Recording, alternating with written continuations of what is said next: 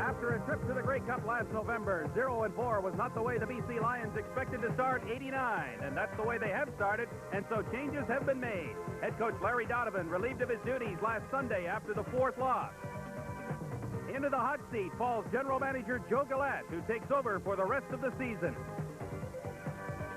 Galette takes over a team that is powerful on offense, but the defense has been suspect so far in 89. And things get no easier tonight. 3 former BC Lion defensive stars return to the stadium, this time wearing the green and gold of the Edmonton Eskimos. They help make up the CFL's best defensive unit, a unit that has allowed a meager 61 points in 4 games.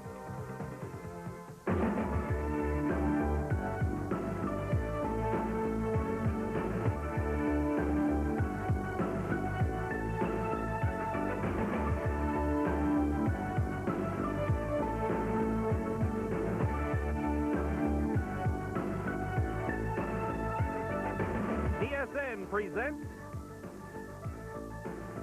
the Foster's CFL Game of the Week. Brought to you by Foster's Lager, proud to bring you the best in the CFL. Welcome back to the stadium at BC Place in Vancouver, getting ready for the attack. And Tracy Ham is the target. Hi again, everybody. Peter Watts with you from the stadium at BC Place. It's the Lions and the Eskimos tonight in Week 5 of the Canadian Football League. Firing a coach in mid-season sometimes can be seen as an act of desperation. But there is Joe Galette, the man who made the decision to relieve Larry Donovan of his duties on Sunday. Joe Galette has fired 2 coaches in his 3 years here as the Lions general manager. And ironically, one of them, Donnie Matthews, is back coaching the Eskimo defense with all of those ex-BC Lion players. And they will be a force in this game. Edmonton Eskimos healthy and in pretty good shape for this ball game, coming off that 1-point victory over the Toronto Argonauts last Thursday night. Tracy Ham getting better with every passing week, and we'll see what he can do against the BC Lions tonight. It's the Lions and the Eskimos from the stadium at BC Place in Vancouver. The kickoff is next on TSN. Some great matchups in this ball game tonight. Remember, the Eskimos beat the Lions 20-15 in Edmonton a month ago, and so a lot of players on the BC team looking for a little revenge. To talk about the matchups now, let's go upstairs. Here's John Wells and Lee Fetters. Okay, Peter, a lot of subplots unfolding in the drama which we will see here at BC Place Stadium tonight, not the least of which a new coach in Joe Galette and Matt Dunnigan going up against his whole defense. They're back in town. John, it should be interesting. Of course, the players traded for Matt Dunnigan will make their first appearance back at BC Place, and I'm sure they're a little excited about being here. Anytime there's a coaching change, look for some extra...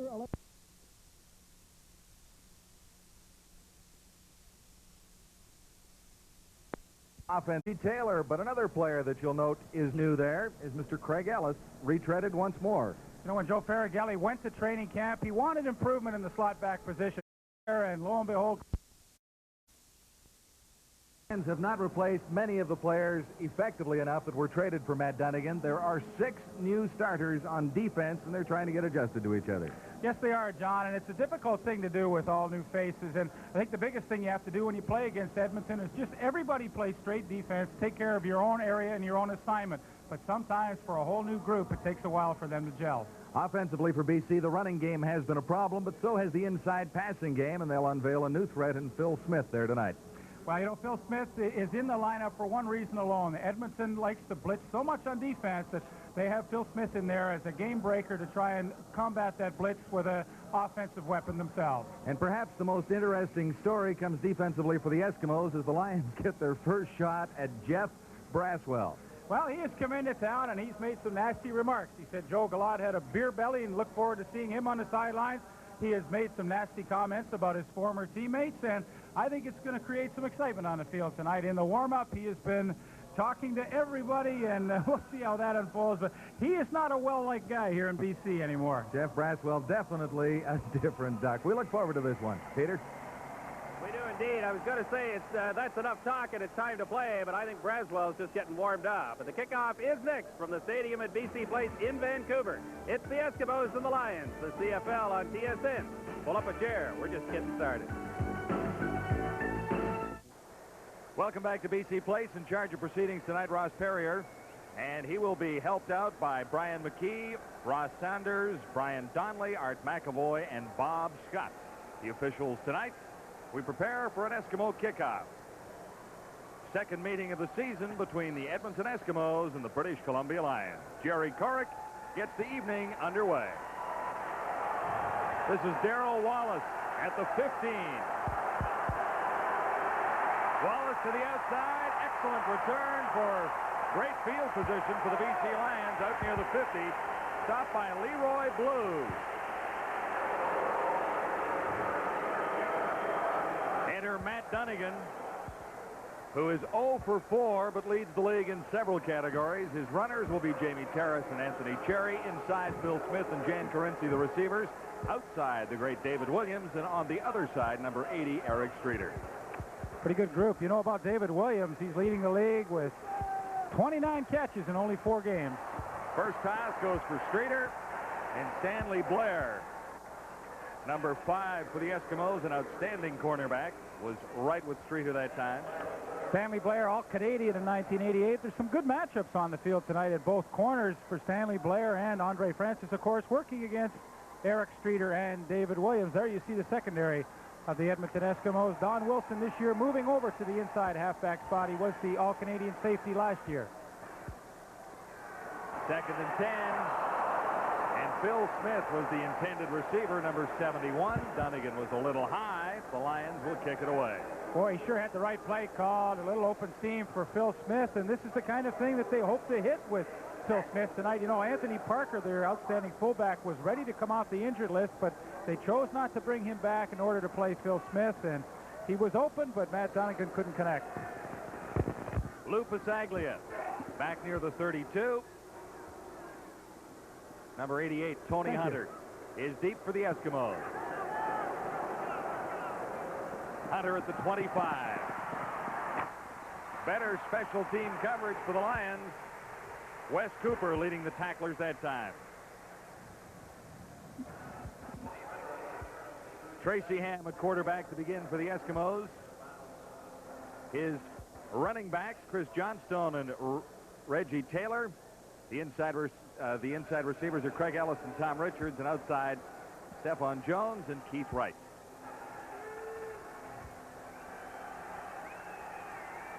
First and 10. Edmonton at the 35. Taylor, former BC Lion, has 2. Kevin Konar made the tackle. Well, I think this is something you're going to see a lot tonight from Edmonton. They've got a good offensive line up front there, the players you see on your screen, but they lead the league in rushing the football. They average about 153 yards a game. The BC defense, on the other hand, they're 7th in the league in stopping the rush, so there's no doubt Tracy Ham would like to keep the ball on the ground tonight. This is 2nd and 8. This time, Ham will air it out if he gets an opportunity. And getting away from the BC Lions. Does he have a receiver? Johnstone can't bring it in. Mac Moore put the initial pressure on Ham.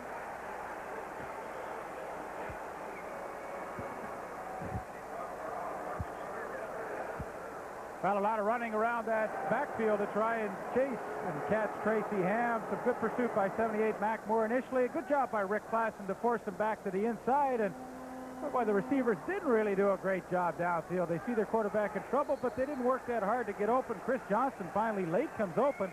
But I honestly believe Tracy Ham could have run and picked up the first down, but he elected to throw instead. Jerry Corrick for Darrell Wallace. Wallace near the 25. Wallace tries the far side. There's room over there. Second great return for Darrell Wallace. Lions out across the 50. Number 32, Michael Soles, made the stop for the Eskimos. Early in the opening quarter, the Zeros are still up at BC Place for the Edmonton Eskimos and the BC Lions.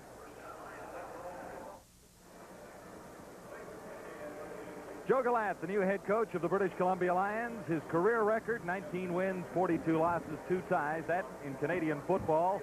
The the Alouettes and the Montreal Concorde. He relieved Larry Donovan of his duties earlier in the week, did Joe Galat. And that is the third coach in recent BC history replaced with a winning record. Larry Donovan had a winning record. Boy, Don Matthews had a winning record. And prior to that, Vic Rapp. I'll tell you what, it's tough around here when you lose a few games. Well, Joe Faragelli, he knows all about that, hiring and firing. Joe lost out in Saskatchewan and lost the team in Montreal. Funny, Gary Durchik, who is Joe Faragelli's offensive line coach, in fact, took over from Joe Galat in Montreal when Joe was fired there. Joe Galat, that is. So a lot of friends, I guess, still on both teams, and the coaching fraternity in the CFL always pretty tight. Joe seemed a little anxious to get back on the sidelines yesterday when we did have a discussion with him. Yeah, well, we said, are you nervous about it all? He said, heck no. He says, I'm excited. Matt Dunnigan and the Lions first down at the BC 50. They have been trying to run the ball a little bit more effectively, and that is a better start for Cherry. Stopped by Stuart Hill. Well, John, they've had great difficulty running the football in 1989. They're last in the league in rushing. They only get about 60 yards as a team and average 3.2 as a team per carry, and that just isn't good enough. And so I think one of the keys tonight will be what can BC do on first down to try and get good yardage and then nullify the blitzing attempts of Edmonton. 2nd and 4. And that time Jamie Terrace was stopped by John Mandarich, number 75. They'll measure this one. Well, you know, when you got a lousy running game, you get into situations like this where they're going to be, it looks like, very close to a first down, if not. But if it's still short, you know, what do you do? We're not running the football well. Do we gamble at this stage of the game and hope we can get a first down rushing? Recent times, late, the run has always been a strength of the BC Lions, so it is a little surprising that they haven't been able to use it very effectively so far this season. Well, here they're in one of those situations where they got about a half a yard to go. I'm sure Joe Galat will go for it, but, you know, you have to think twice now. You know, you look at a guy like Anthony Cherry. Last year averaged over 6 yards a carry. This year, only 2.7, and you have to wonder, is it his fault? Is it the offensive line? Is he not getting the good lead block? So they've got some problems. 2nd down, less than a yard to go for Dunnigan and the Lions here. Dunnigan keeps himself, and he has plenty for the first down, the first of the night for either team. You know, you did an interview with Gerald Roper in our CFL report, and that's who Matt Dunnigan followed. Gerald said, look, we're not going to worry about coaching changes, management, all that stuff. We're just going to go out and play football. And well, what a job he did. Matt Dunnigan followed him, and he picked up about 4 or 5 yards on a quarterback sneak. Lions with a first down at the 47. Cherry stumbles in the backfield. Brett Williams was there. The Toaster all fired up tonight. Toaster was looking forward to coming back to BC. Of course, he was with the Lions before going to the Edmonton Eskimos, and the Toaster, one of the more flamboyant players throughout his career in the CFL, began with Joe Galat in Montreal, and 1 sack on the season. He's moved to the strong side tackle now, which he says is much better for his style of play. He can come straight up the field. 2nd and 11 BC. Dunnigan time to throw over the middle. Almost for Phil Smith, number 71. He's got good speed.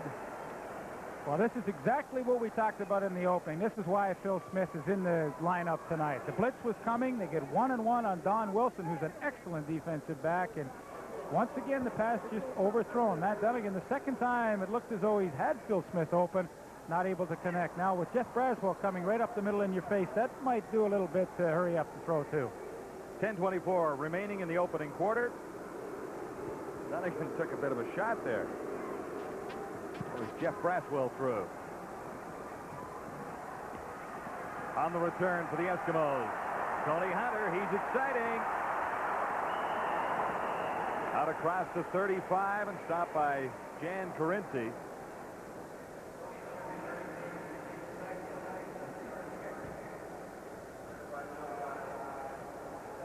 Good punt return by Tony Hunter, and boy, what an added spark to your club it is when you get the good returns. Darrell Wallace, of course, doing it for the BC Lions so far in 1989, and they're hoping that Tony Hunter can be the guy that replaces Henry the Gizmo Williams who, if you saw it, had a couple of great catches with the Philadelphia Eagles last week, and he, of course, moved on to the NFL this year. Good fake by Tracy Ham on first down. The charge comes. Ham unloads for Tom Richards. Plenty for the first down as he crosses the 55. And a former Eskimo, Ron Howard, forced Richards out. 22 yards for Tom Richards. Tom Richards with his 16th catch so far this season, averaging almost 20 yards a catch, and that is just super for a slot back. Crossing pattern, and Ham does a good job to avoid the rush and get it to Tom Richards, who I think has turned out to be one of the better Canadian slot backs in the league in the last couple of seasons, from the University of Alberta. This is Reggie Taylor trying the outside, and he's going nowhere. Keith Gooch really sealed off the corner, number 18, and that closed things off for Reggie Taylor. Keith Gooch has really played well in his 6 years with the BC Lions. 1 interception so far this year, but he comes up from the corner and supports so well that it's an added plus for him. 2 good corners here in BC. Marcus Thomas, 29 on the one side, and number 18, Keith Gooch. Second and 15. Ham in trouble again. Gets away. Gino Mingo can't bring him down. And Thomas finally does, but Ham comes up short of the first down despite all the running. Gain of 9. He needed more. Tracy Ham does a great job running with the football. The only trouble was he had a screen set up, and on a screen you give up so much ground initially to try and set it up that, boy, he had about 30 yards to go by the time he decided to run with the football, and comes up quite a bit short. I would think at this stage here in the first quarter, we're almost halfway through. The BC Lions should be pretty happy with the way their defense has played, and that, of course, was the big question mark coming into tonight with all those changes. Jerry Corrick for Darrell Wallace. Wallace back near the 10, and going not much farther. Flag is down as Michael Souls led the downfield tacklers for the Eskimos. 8:10 to play in the opening quarter. The BC Lions and the Edmonton Eskimos at the stadium at BC Place. And the Zeros are still up on the scoreboard. John Wellesley Pedersen and Peter Watt back for the game of the week at BC Place. Penalties have cost the Lions dearly in 1989. Another penalty here sets the Lions back at the 5-yard line. Clipping call. But I guess it wasn't all that costly because it only half the distance to the goal line at that stage. They have the dubious honor of leading the league in penalties, and it's one of those things where Joe Galat said we have to improve because time and time we shoot ourselves in the foot.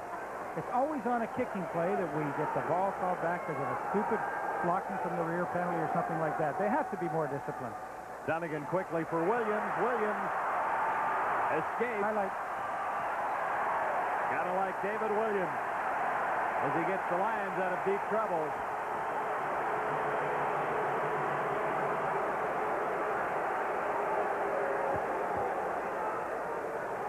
Well, there's Jeff Braswell, and I think he's going to have another 15 yards tacked on to this one. He took a good shot at Williams on the sideline, but this is a good call. Backed up in your own end, a safe pass to throw, and, of course, to a guy that can break it at any time. And David Williams, his 30th catch so far, and in 5 games, I mean, he is just playing outstanding. And there you see the call on the sidelines.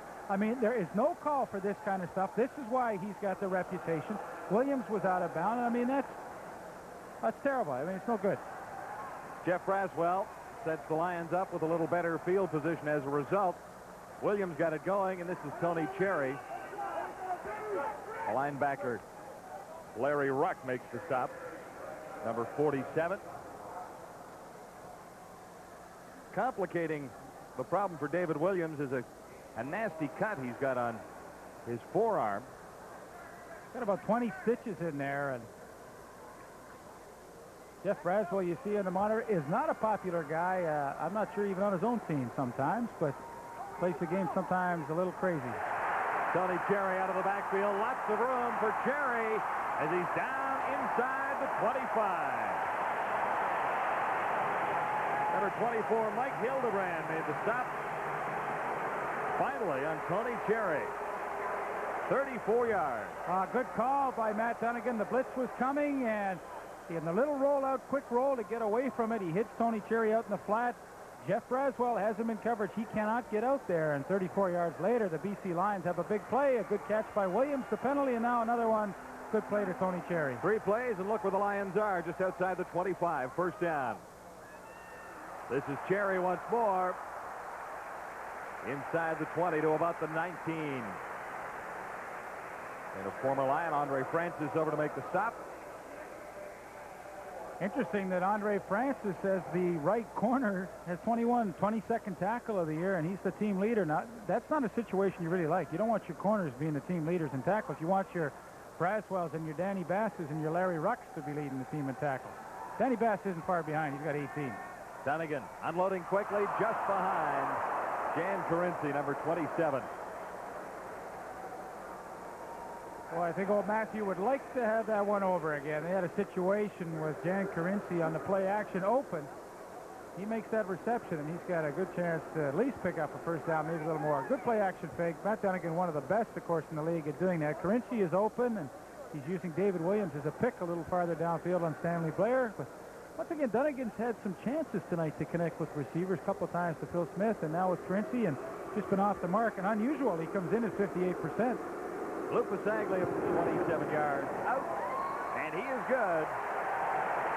Pasaglia's 7th field goal on the season.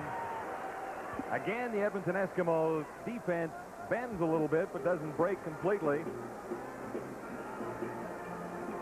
I don't think it was as much they're doing as that Matt Dunnigan misfired a couple of times here when he should have been able to hit receivers. But a nice drive, nevertheless, for starting deep in their own territory and a few big plays. Gets them down and off to a lead 3 zips, and I would think Joe Glatt would be happy with that as he debuts tonight.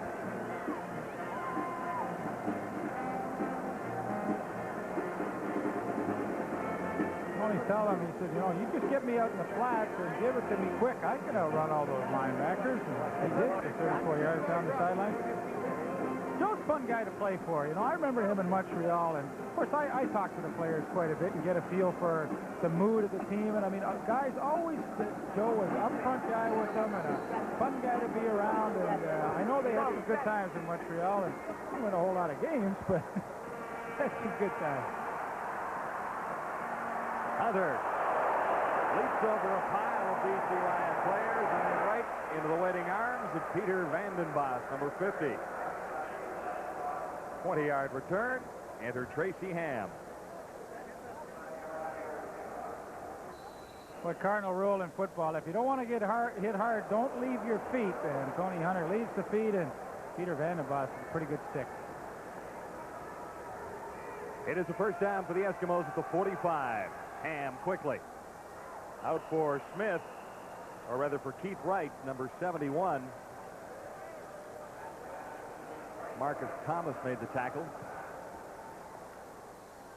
Keith Wright has waited a long time for his opportunity to start for the Edmonton Eskimos. Spent the entire 1988 season on the practice roster. Started that way this year, and now getting a chance playing his 2nd game at wide receiver for the Eskimos. This is 2nd and 3. And Ham converts it into a first down.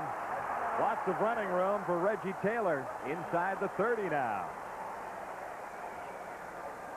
Strawhorn and Konar make the tackle.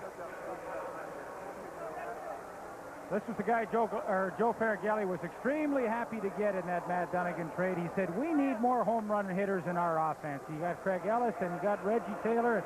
This is a guy that every time he touches the football has an opportunity to break it. That's what they wanted, a 28-yard pass and run play, and he's an exciting running back. Ham looking deep. Stephon Jones can't run under it.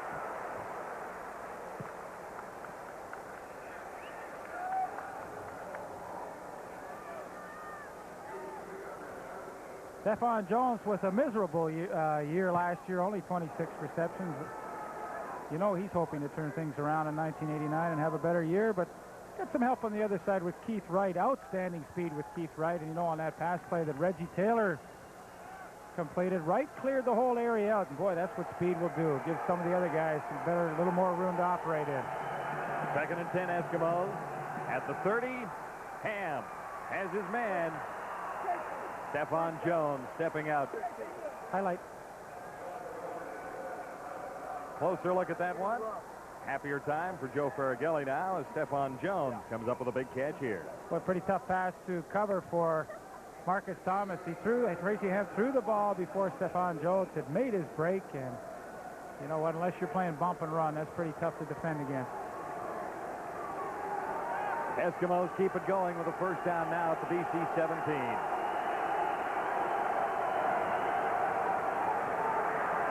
Ham lots of time. Well over the head of the intended receiver, Keith Wright. Craig Ellis was in the area as well, number 33. Hey, Keith! Get your ass in there, hurry up. Get in the huddle.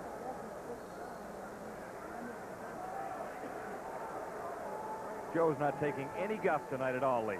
Well, no, he doesn't want the guys walking around out there, and they're a little lazy coming back, so he said, hurry up, get in the huddle. I don't blame him. You only got 20 seconds. Lions lead at 3-0. Ham under pressure again. Bullet shot, low. Intended for Taylor.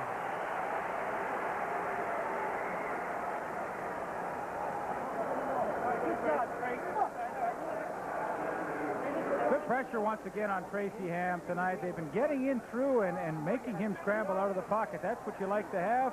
Number 70, Jerry Beasley, the newcomer at linebacker, was out there to knock the ball away from Stephon Jones. And as the BC Lions did, the Eskimos moved the ball nicely down the field, but stall close to the goal line and have to ask Jerry Corrick to come in for a field goal attempt. Corrick kicks for the tie and gets it 3-3 now with 2:55 remaining in the opening quarter at BC Place. Jerry Corrick's 12th field goal of the year evens things up between the Edmonton Eskimos and the British Columbia Lions.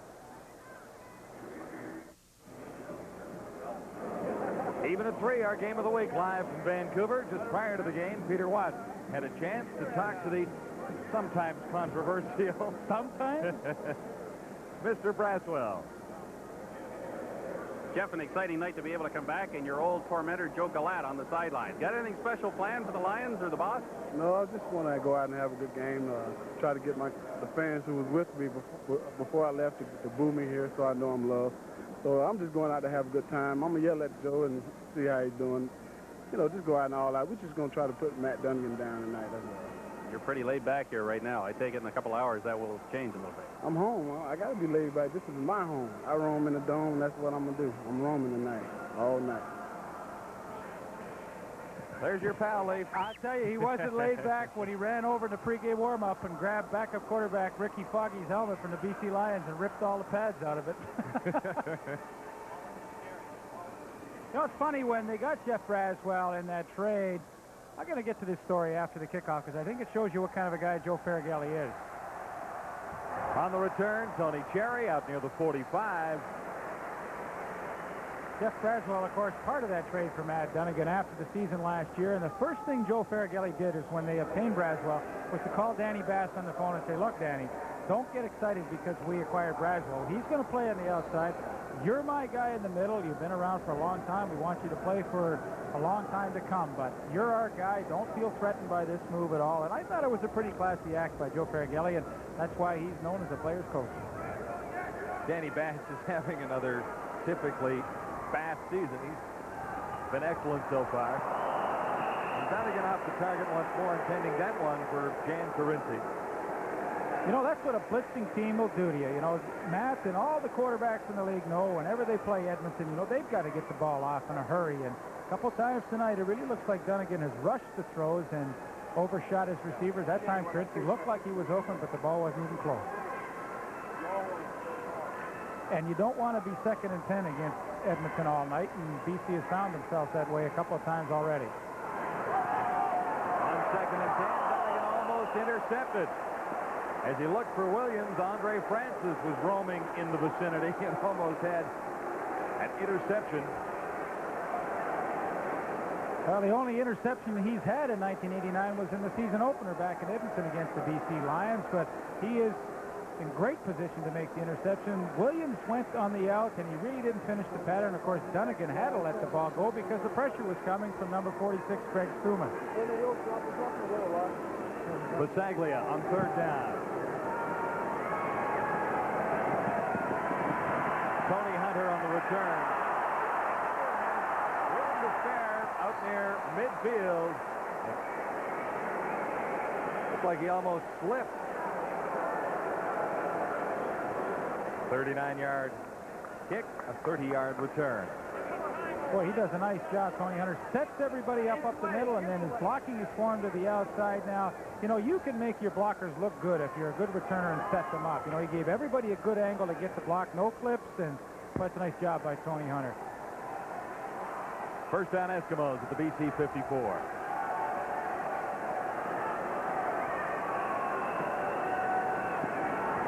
Chris Johnstone. Caught by Eugene Mingo. Go back to the special teams. You know, Edmonton, Tony Hunter was 11.4 yards every time he touches a punt return. Darrell Wallace for the BC Lions, 12.2 yards. And you add those up over a course of the game, you know, that's a lot of extra offense for your team. Gene Mingo, well, he's replacing Walter Ballard out of the lineup and doing a pretty good job. Nice catch by Keith Wright as he slid in front of the defenders at the 40.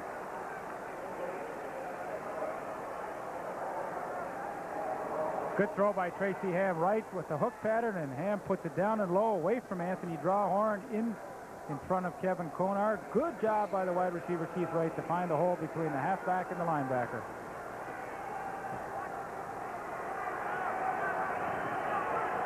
Eskimo first down, BC 39. This is Taylor.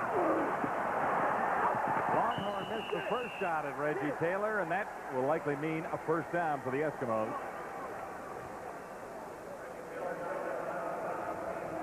Reggie Taylor does a nice job here. Cuts in behind Anthony Drawhorn initially, who forces the play. Gets some good blocking at the point of attack. Number 54, Pierre Vercheval.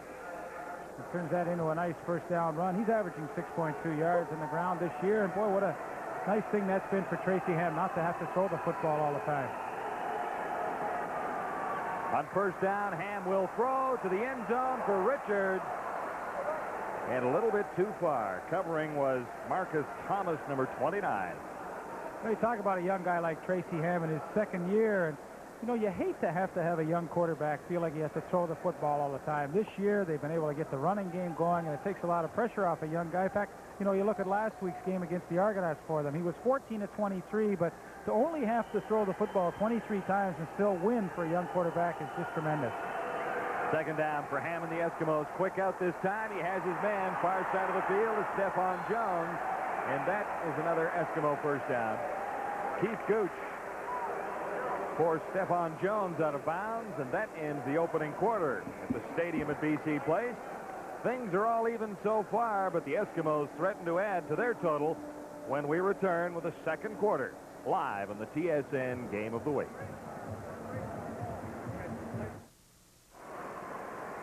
The word is in from Ottawa. By a vote of 16 to 14, the regional municipality of Ottawa-Carleton has voted to give the Ottawa Rough Riders $500,000 to help them through this season. That is just in 16 to 14 in favor of the grant. That's good news for Joanne Polak and company. Certainly is, Peter. You saw Tracy Ham coming up a little short of the first down. As a matter of fact, substantially short, as Jerry Beasley got over to make the tackle.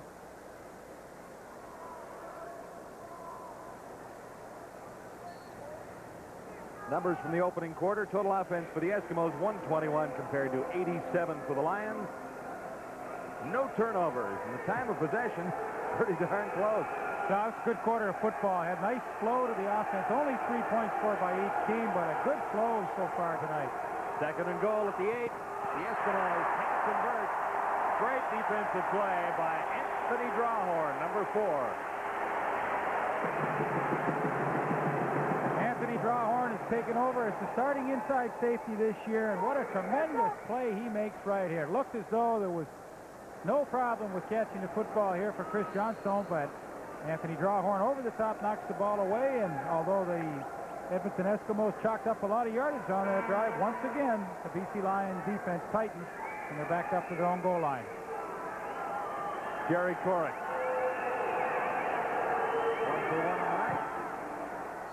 Make that 2 for 2 as Corrick hits from 15 yards away to put the Eskimos in the lead for the first time.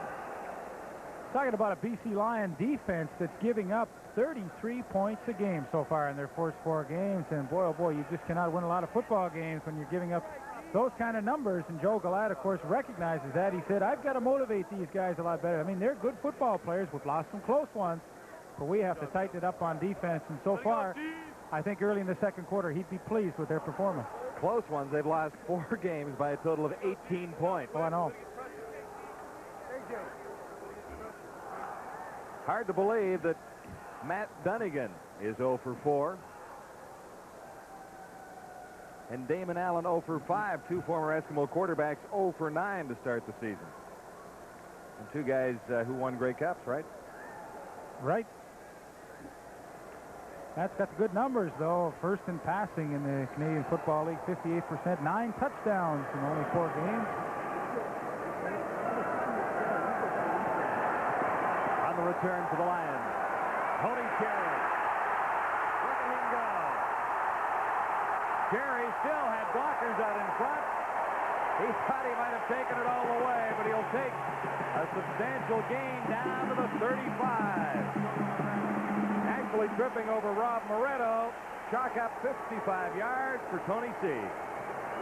Now, what a great job they do on the special teams. They've done it on the punts. Now they're able to do it on the kickoff return. Good block by Darrell Wallace, 25, and Jamie Buick, 69. And Tony Cherry does not need a whole lot of room. He's a fast, exciting back, and a 55-yard kickoff return has them in great shape at the Eskimo 35. And on first down, Dunnigan keeps it on the ground.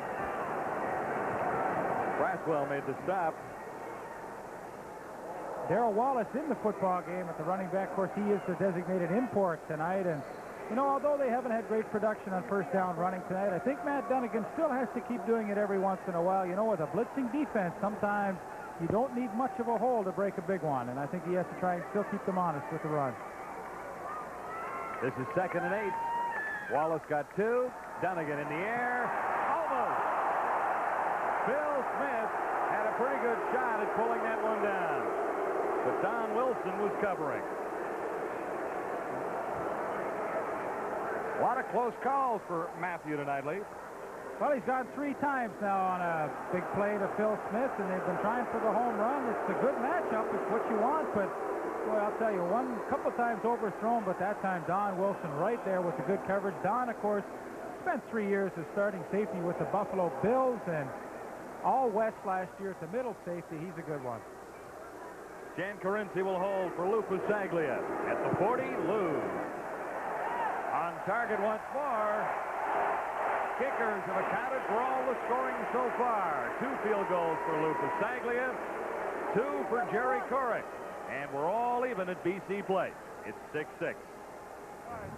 12:25 to play in the opening half.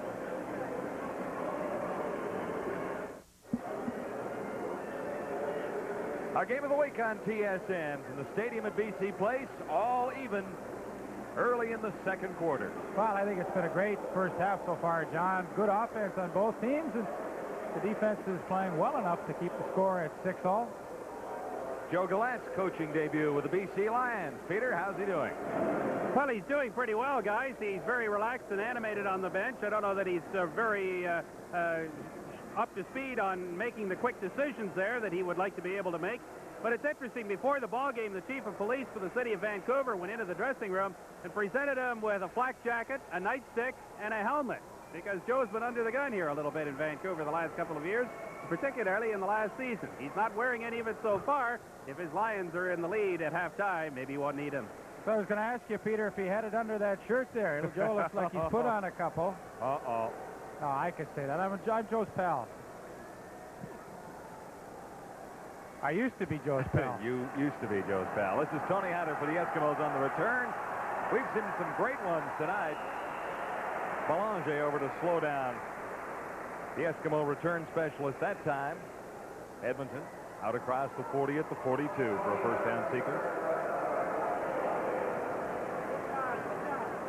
Well, here's the crew that doesn't get a whole lot of glory on any team. The kickoff cover people. It's not a fun job. And you have to go down and try and be as aggressive as you can. Alondra Johnson, 44, along with some help from number 9, with Belanger. First down, Edmonton. This is Reggie Taylor, and Taylor has been running well for the Eskimos. Very impressive run there. He gets out across the 50 to the 52. Well, not surprising that Reggie Taylor, having a great season running the football in his three consecutive years at the University of Cincinnati. Each year he rushed for over 1,000 yards. The only worry I think Joe Farraghelli had was, he's really been inactive for a couple of years playing behind Tony Cherry, and how would he perform? And boy, he's performed great. Interesting, he couldn't crack the BC Lion lineup last year and really was on the practice roster most of the seasons that he has spent in the Canadian Football League with BC. And the Eskimos grabbed him as almost an afterthought player in the Dunnigan deal. In one sense, when you look at the big names like Stuman Braswell and Andre Francis, Reggie Taylor was not listed among the top prospects from BC. Well, they felt like they played a game with BC. They said, we want Tony Cherry. They knew they'd say no way, and so they said, okay, well, we'll settle for Reggie Taylor, but he was the guy they wanted all the time. Out to the 55 as flags go down. That is Reggie Taylor once more in the grasp of Gino Mingo. Flag is back behind the line of scrimmage. Come on, boys.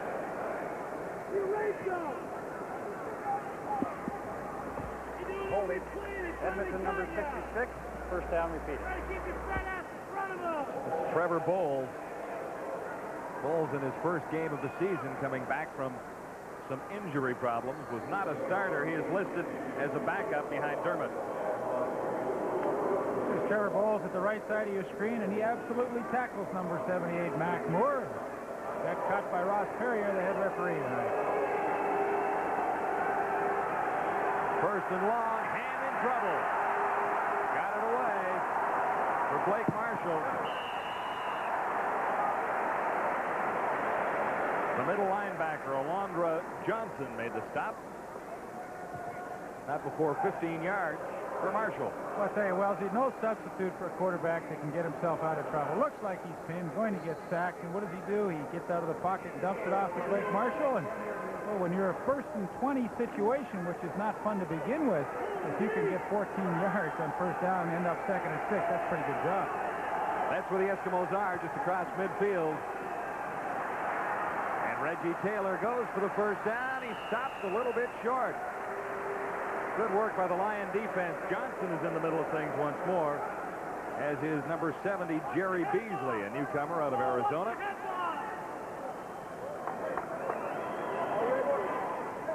I still think it was a good call by Tracy Ham. They are a good rushing football team, even though it's 2nd and 6. The element of surprise there, but the BC Lions defense did a good job. Alondra Johnson, Jerry Beasley, and Rick Ryan came up from the safety spot.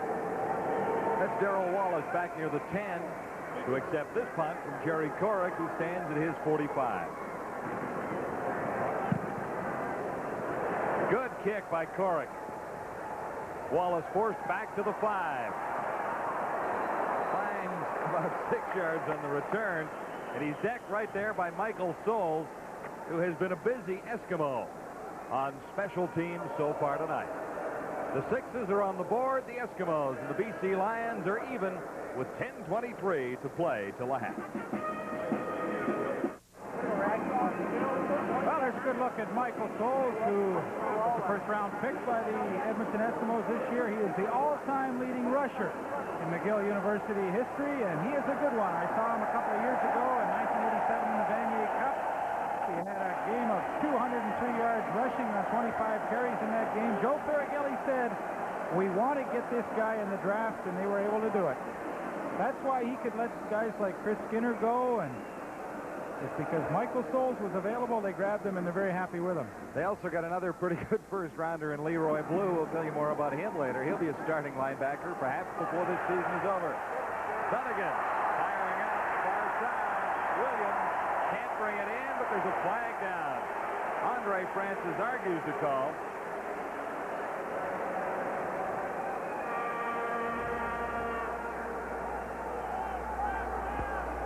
Forward pass interference. Edmonton number 14, first down. Andre Francis told me before the game, you know, I'm only 5'8". Williams is 6'4". I have to make sure I'm on the inside hip all the time and shield him off. Well, he was on the inside hip, but the left arm kept pushing Williams. It was a good call. He got caught, and he did what he wanted to do, but a little too strenuous with the left arm. It is a first down for the Lions at the 40. This is Tony Cherry. Cherry stopped after maybe a yard. He was straightened up. Boy, Enos Jackson and David Williams are having a good set-to downfield, as Joe Ferragelli does not get a good look from the far side of the field. But a few guys on that Edmonton defense tonight seem to be taking a little extra shot at David Williams to try and disrupt him. Williams has 8 touchdowns on the season. A very gifted receiver. Draw play to Cherry, and Cherry can't get away. Jeff Braswell won that one. You can tell. No comment. He's taking some of the heat off Joe Gallant here tonight.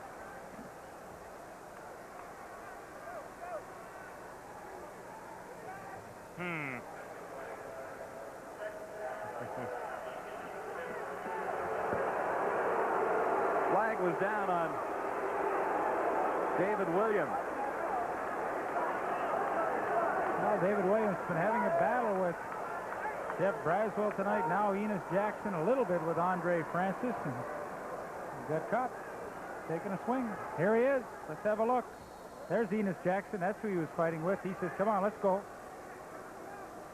Corinci gave a good right hook, too. Third down. Tony Hunter is back with his Lucas Aglia punt. It is blocked. The Eskimos should score that. No, they won't score the touchdown. Or will they? Looked like Brian Walling had a chance, but he didn't quite get a hold of the ball. It was Enos Jackson coming up with it. Number 29, Enos Jackson, a rookie out of Memphis State. Well, I guess that little scrap with David Williams didn't disrupt his concentration at all, because he breaks through from the left side. Watch the top of your screen. There he comes, number 29, and just a simple case is Pasaglia was not slow kicking the football. Just he got through untouched, and they fool around, finally get the football, and what an opportunity for them. Brian Walling had a pretty good chance here. Number 34 watch. Couldn't quite find the handle. Look where the Eskimos are. First and goal to go at the Lions 2. And it's easy from there. Highlight. Blake Marshall for the touchdown, number 22.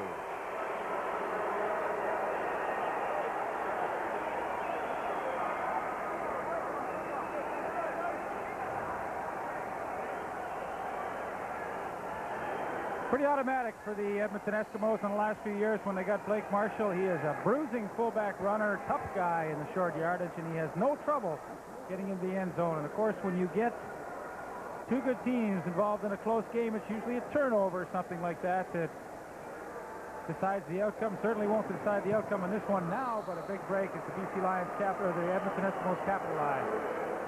There's the man who made it happen for the Eskimos. Number 29, Enos Jackson, blocked the kick, and that set up a touchdown for that man, number 22, Blake Marshall. 13-6 Edmonton. First turnover of the night, very costly for the British Columbia Lions. Well, Blake Marshall had a tremendous career at the University of Western Ontario, and he has no problem. It's a good job up front by Hec Potier, and Pierre Vercheval allows Marshall to bust it to the outside, and he's in for his first touchdown of the night and first of 1989. Brother Greg Marshall played for the Edmonton Eskimos prior to Blake joining the team, but Greg had injury problems through most of his career and really never overcame serious knee problems to star with the Eskimos.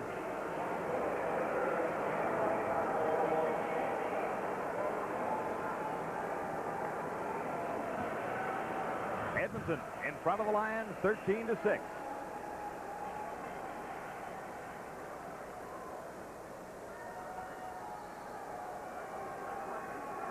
Jerry Corrick. This is Anthony Cherry on the return. Behind Wallace, now finds a seam. Out across the 40 to the 43. Larry Ruck made the tackle. Well, there's Gary Gerchik, the offensive line coach of the Edmonton Line Eskimos. over here, right? We'll listen to him as he goes over some of the blocking assignments. Okay, that's how we're like here, we're like here, we're man here, down, down. He comes down, we chase this back right like that. Okay? Just like that. Okay, but what I'm not doing is I'm not chasing with no gun. No, you're cutting here. You used to love blocking when you played, didn't you? Oh, yeah, I was awesome. Donegan down on the first down. Stuart Hill was through. Tell you, Wellesley, you are cruel bringing up my blocking history. You know what, Coach John Payne, who I really love playing for, he said, Leaf, just do it. You know, it only hurts for a little while. We spent some time with the former Eskimo linebacker Dan Kepley, and he used to live in fear of you. Oh, yeah. He last said, night he was saying last said, evening. Leaf, I was terrified when you'd come over the middle on a running play and you may block me. And boy, Danny hit me some a whole bunch of times in his career. Danny doing the radio broadcast for the Edmonton Eskimos this year. Donegan finds some time. Eric Streeter short of the first down, however. It was second and a bunch. Second and almost 20. Braswell was there to make the tackle. Donegan still having a little difficulty finding the rhythm and getting some sequences going here. He really hasn't marched to the BC Lions. Well, it's tough when you're second and 20. You know, not a whole lot of plays in the playbook to get that kind of yardage. Made a good throw that time, however, to Eric Streeter, but came up about 4 yards short still. Tony Hunter is deep for this kick by Lucas Saglia. He gets this one away and gets it pretty deep. Hunter back near the 15. And the Lions special teams worked very effectively that time. Led by Rob Moreno once more. Jimmy Young, the old dirty 30 of the BC Lions, the receivers coach in British Columbia, has taken over special teams since Joe Galat took over as head coach. Hasn't had a whole bunch of time to work with the Lions, but knows they can't give up as many yards on penalties as they used to. And there's dirty 30 there. Dirty 30 in the Hall of Fame. And he, along with Director of Scouting Ray Shivers, taking over the special teams now, hoping some improved play in that area. Here's Reggie Taylor forced out by Ron Howard, number 10.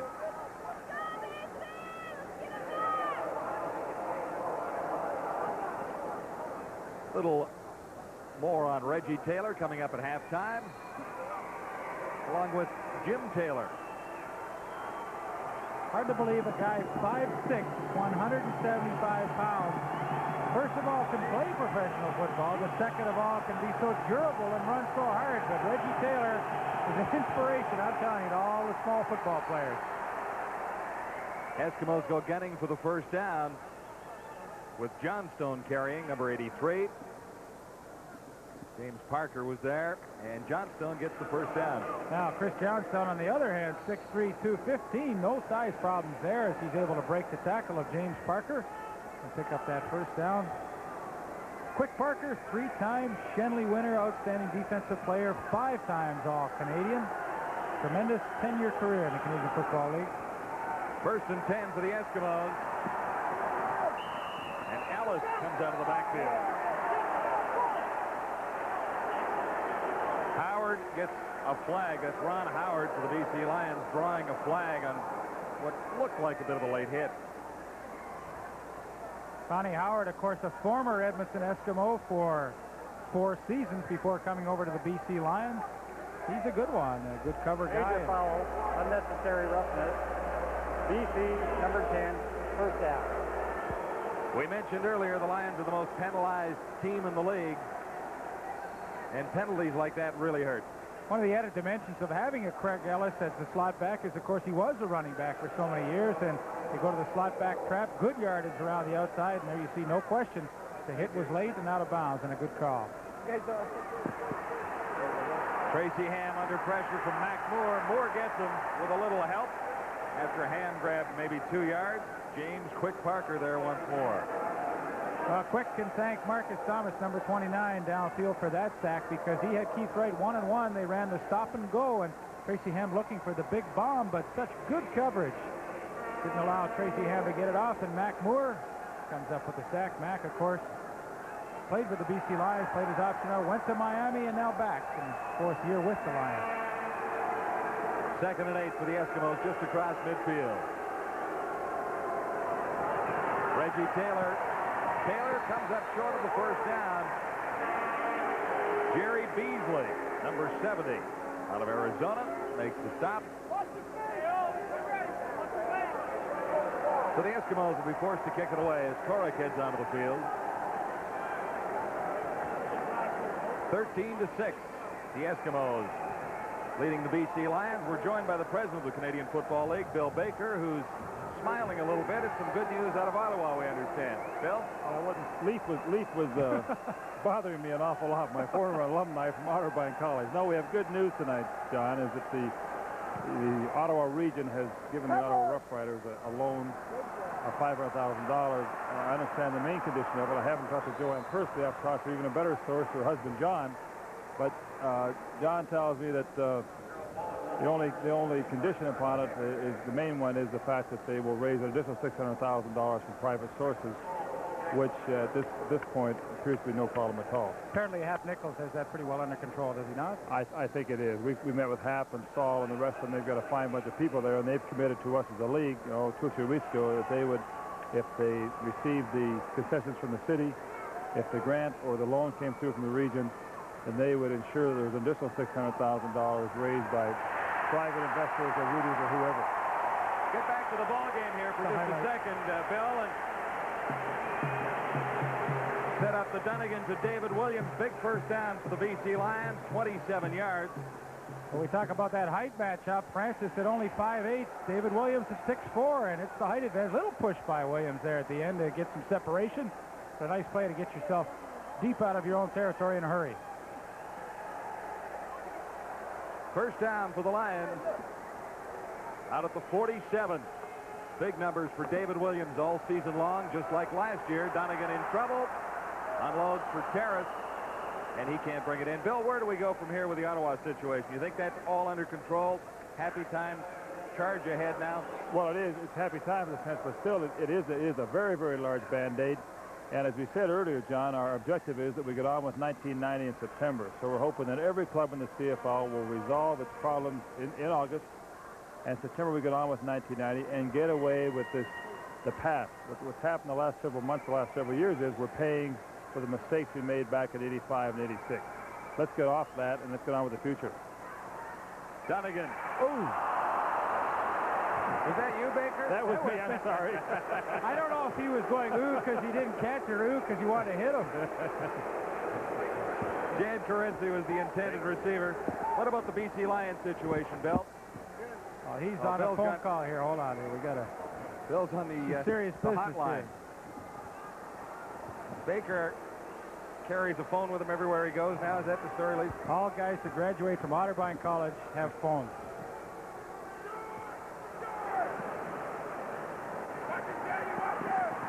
Hunter takes a pretty good hit and gets very little yardage on the return. Paul Nastasiuk was down.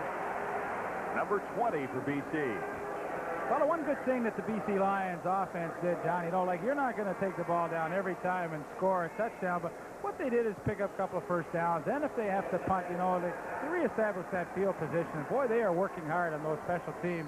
That time, number 20, Paul Nastasiuk with a good hit downfield. And, those kind of hits on special teams sometimes give the entire team a lift. And that was a good job. Eskimo first down at the 27. Ham time to throw. Airs this one out long, looking for Stephon Jones. About 5 yards too far. It seems as though Tracy Ham really intent on throwing the long one tonight. I mean, a couple of times he's been sacked, but his intent has been to go deep against the corners of the BC Lions. 3 minutes till halftime. Coming up to half, the Taylor boys, Reggie Taylor from the Lions, Jim Taylor from the Vancouver Province. As it stands now, the Eskimos lead by a touchdown.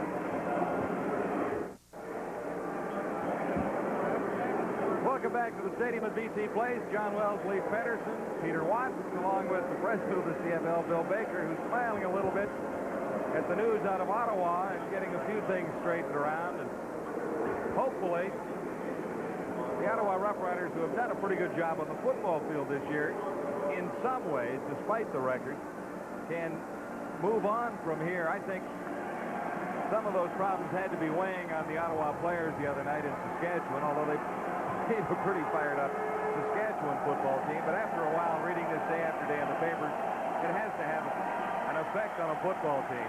You know what, John? I think it'll have an effect on the entire league because, you know, I know with John Mandrich and Brett Williams and you and I were sitting around talking before the game, and I mean, they were interested about what was going to happen and what was the future of the league. So hopefully this will put to rest some of the worries that the players have. But I'd like to see Ottawa get a couple of wins, too. Tracy Ham escaping some difficulty.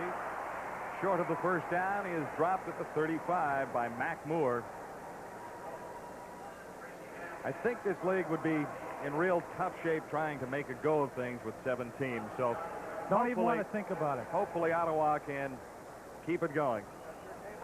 Tracy Ham not running the football as much in 1988 or 1989 rather as he did last year, but still always pretty effective when he does so. That time, of course, 3 yards short of a first down, and Jerry Carrick, who has enjoyed a good night punting the football, comes into the game. Jerry Carrick for Darrell Wallace. Wallace at the 35. He's enjoyed a good night on the return. Outguessed himself that time, and Wilson waited for him and pinned him. Todd Wilson did a good job. You know, when you're the outside guy, the contained guy, no matter what you do, don't let that guy break to the outside and have a chance to go down the sidelines. Wilson stayed right out there, and Wallace had no choice but to try and cut it up, and he lost his footing. 2:19 to the half. The Eskimos leading the Lions 13-6. Matt Dunnigan, leading passer in several categories, including his pass proficiency rating. Had only 4 of 13 tonight for 102 yards, well below his 58% completion coming into tonight's game, and hopefully he will improve on that. He better, or they're in trouble. He'll have to. That's Terrace, number 23, stopped by Braswell. We talked to Joe Gallat yesterday about Jamie Terrace, the fact that he is in the lineup replacing Anthony Parker. Joe said that as far as blocking and catching the football, he said, we think he's equal to Anthony Parker. Where he is certainly not as good, of course, is rushing the football. Terrace, an offensive lineman, University of Western Ontario, good size at 230 pounds, and so far with the Lions has played some slot back, and of course tonight the start at fullback. 2nd and 8 for Dunnigan and the Lions. Pressure is on. Dunnigan looks deep, looking for Williams, and Williams can't get to it. Andre Francis won that duel. Earlier, Francis threw a penalty, but he won that time. You know, he is a good one-on-one cornerback. We talked about that in our CFL report show preceding the game, and Andre said, if I can stay on the inside of David Williams and shield him off from the football, that's where I'll have success tonight. He did it there and did it very well. Williams is so good when he gets inside that corner, and then he screens the corner off, but Francis fully aware of that. Tony Hunter takes Lou Pasaglia's kick at the 25, and he's going nowhere. Again, Paul Nastasiuk leading the Lion tacklers. 1:41 to go to the half. Eskimos in front by a touchdown of 13-6. Later in week 5 in the CFL, Winnipeg and Toronto, Hamilton and Calgary. Those 2 games are tomorrow as the unbeaten Tiger Cats take on the Calgary Stampeders.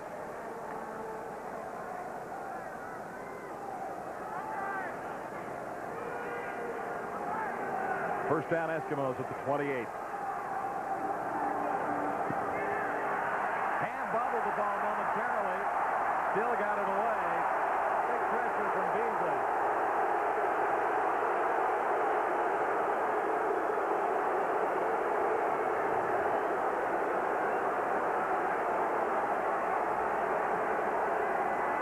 A good pressure from the BC Lions front 4, but really the story once again was the coverage downfield by Keith Gooch, and Ham very fortunate to retain possession of that, but the blitz works, the pressure comes, and Ham has to unload it. I guess Lion fans were hoping for a grounding call there, but it didn't come. Ham in trouble again, gets it away, flag down. As Ham completes out near the 35 to Craig Ellis.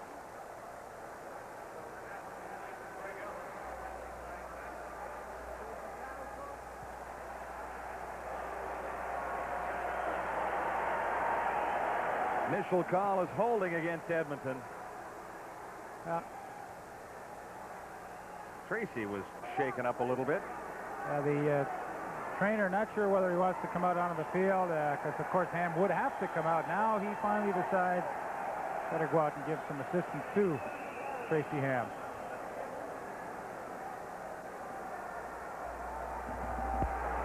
Holding, Edmonton number 67, second down repeat. Rod Conniff, the center, called for holding, and there you see Alondra Johnson, number 44, the new middle linebacker for the BC Lions. On the hit, it shook up Tracy Ham. Pierre Vercheval, 54, just a little late coming over to pick off Johnson up the middle. Tracy Ham, of course, pays the price when the offensive linemen cannot make their blocks. Ham is still down, being attended to by the Eskimo medical staff. Of course, that does mean that number 15, Rick Warman, will come into the football game, the backup quarterback tonight for the Edmonton Eskimos. Rick Warman, you'll remember, began his CFL career with the Calgary Stampeders. I've always been a fan of Rick Warman. I've always thought he has done a good job for every team he's played for. Only 48% on the season this year. There you see his numbers. Couple of touchdowns, only one interception, but I think a pretty handy guy to have around as a backup quarterback. Tracy Ham has done most of the work at quarterback for the Eskimos this season. Rick Warman out of East Washington University. Began the 1988 season as the starting quarterback for the Calgary Stampeders. Ended up in Edmonton for 4 games late last year. Second and 20 for Warman and the Eskimos. He'll throw near side. Has Ellis. And Ron Howard had Ellis wrapped up.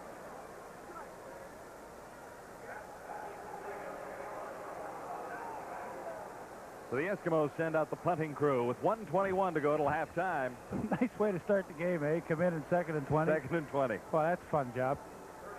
I did a good job. Got some yardage back, however. Got about 13 yards back and gives Jerry Cowrick a little better room with which to come in and punt the ball away. Cowrick will kick it to Darrell Wallace. Our TSN game of the week stands at 13-6 for the Eskimos over the Lions.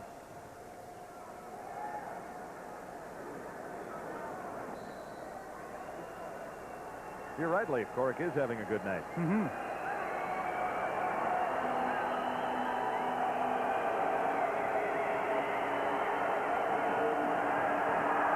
Cowrick in trouble. I guess we fixed him. Gets it away. Short kick. But Cowrick did a great job to get it away at all. Out at the 55. Flags go down, indicating no yards.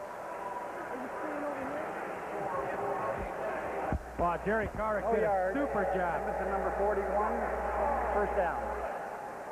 Leroy Blue is called for the no yards, but Jerry Cowrick, what a super job. You know, that happens. You fumble a snap, but it's a nice job to get away from Jamie Terrace and Marcus Thomas, and a good kick. And as Darrell Wallace fields the football, they catch Leroy Blue.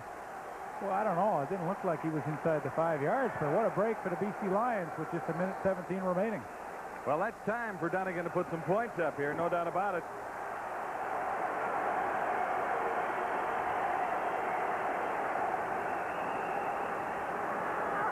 To the near side for Streeter. Streeter can't escape at the 40. It's Don Wilson, number 20, covering on Streeter that time. Play looked to be a little slow developing as Wilson was able to come up and cover Streeter. Well, he was the backside receiver. He wanted to go front side to David Williams. He was covered, as he has been all evening, by Andre Francis, and that play didn't gain anything. Second and 10, flags down. Dunnigan escapes. He's pinned by Bass and Jeff Braswell. and a holding call against BC. Well, once again, penalties really hurting the BC Lions. No question they were in range for a Lou Pasaglia field goal, but a penalty will bring the ball back 10 yards, and I don't know about Louis' range now. Holding, BC number 65, second down repeated. Gerald Roper was nailed that time. They got the rope. Penalty's a real problem once again tonight for the BC Lions. A coaching change does not usually fix that in a hurry. Fourth penalty against the Lions. Dunnigan in trouble, escapes. It comes up well short, then lost the ball, but the whistle had gone.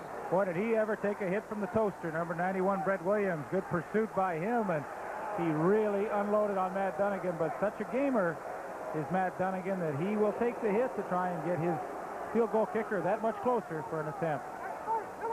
We're going to have a good look. Watch the toaster come out. Dunnigan breaks containment, gets to the outside, and Brett Williams, with some great speed for a defensive tackle, really lays the lumber on him.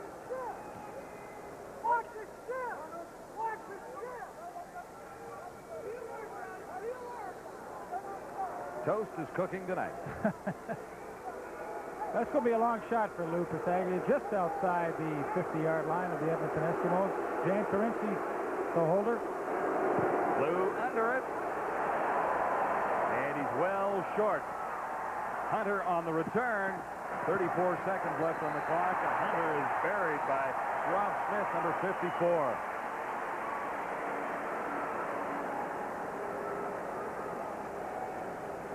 So it looked to be a great opportunity for the BC Lions after the short kick by Jerry Carrick, the no-yards penalty, and first down at the 40-yard line of the Edmonton Eskimos. Fizzles out in a hurry. And that's one of the main reasons why the BC Lions have struggled tonight. Penalties have really hurt them.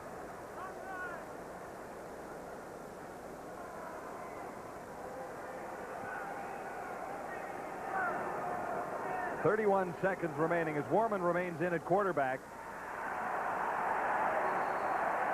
Kevin Konar was there for BC.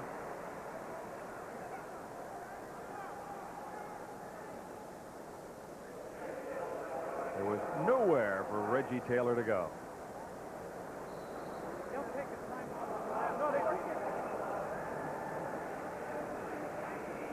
Joe Gallant, a touchdown behind the Edmonton Eskimos in his debut as head coach of the BC Lions.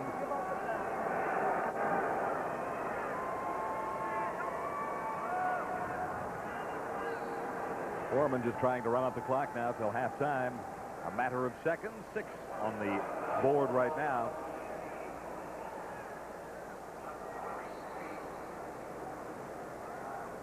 Joe Faraghelli took over as head coach of the Edmonton Eskimos in July of 1987. He's led them to a Grey Cup.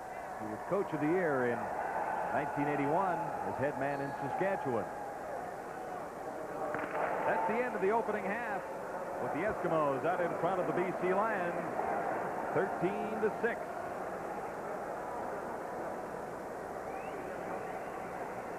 Halftime from BC Place coming up in just a moment. Now we send you back to Toronto in this sports update with Gino Reda. It's the Eskimos 13 and the BC Lions 6. We're at halftime in the TSN CFL Game of the Week.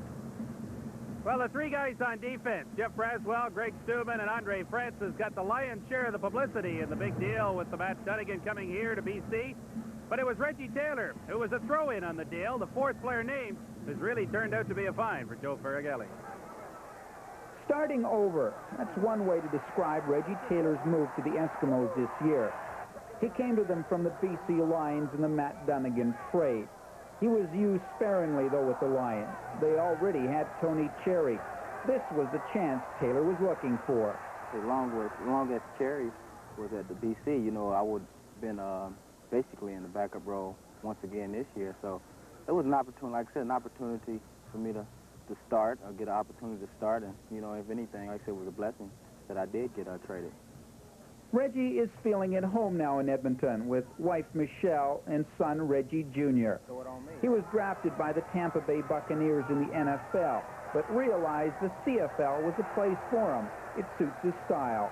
An elusive runner, more of elusive. I'm not really looking to run anyone over, but if the opportunity comes, or there's no creases here or creases there, I have to lower the shoulder. I do it. But basically, I'm a long ball hitter, as far as baseball is concerned. But in football, more of a long ball runner. I'm disappointed if I don't get it like a 30-yard run. As far as I'm concerned, it's a bad night. A lot of people look and say good game, great game, but it may appear to other folks that way. But as far as to me, you have your own standards, and basically that's part of my standards right there. He'll never quit. He's mentally tough, and he keeps going, and he's hard. And for 5'5", a number of times I've seen him pick up an extra 5-6 yards where a lot of guys would have went down that much bigger than he is. Taylor is a big change in philosophy for the Eskimos this year. They've had an all-Canadian backfield for years. Because of a change in personnel and other positions, though, this season, Joe Faragalli realized he could play an import as a running back. Now, Taylor is only 5'6", obviously one of the smallest players in the game, but that doesn't keep him from doing his job. To me, it's a benefit because, like I say, you're not a big target to hit. Like I said, and me being a small back, you're a lot quicker and elusive, and you don't really take the big hits that a lot of big backs take. Stature doesn't mean much. It's what a guy has inside, and just the ability the good Lord gave him, and Reggie's got lots of it. Reggie would love to get the ball every down. He's getting it more and more as the coaches gain confidence in his ability, but he knows there's still work to do. What I have to do better?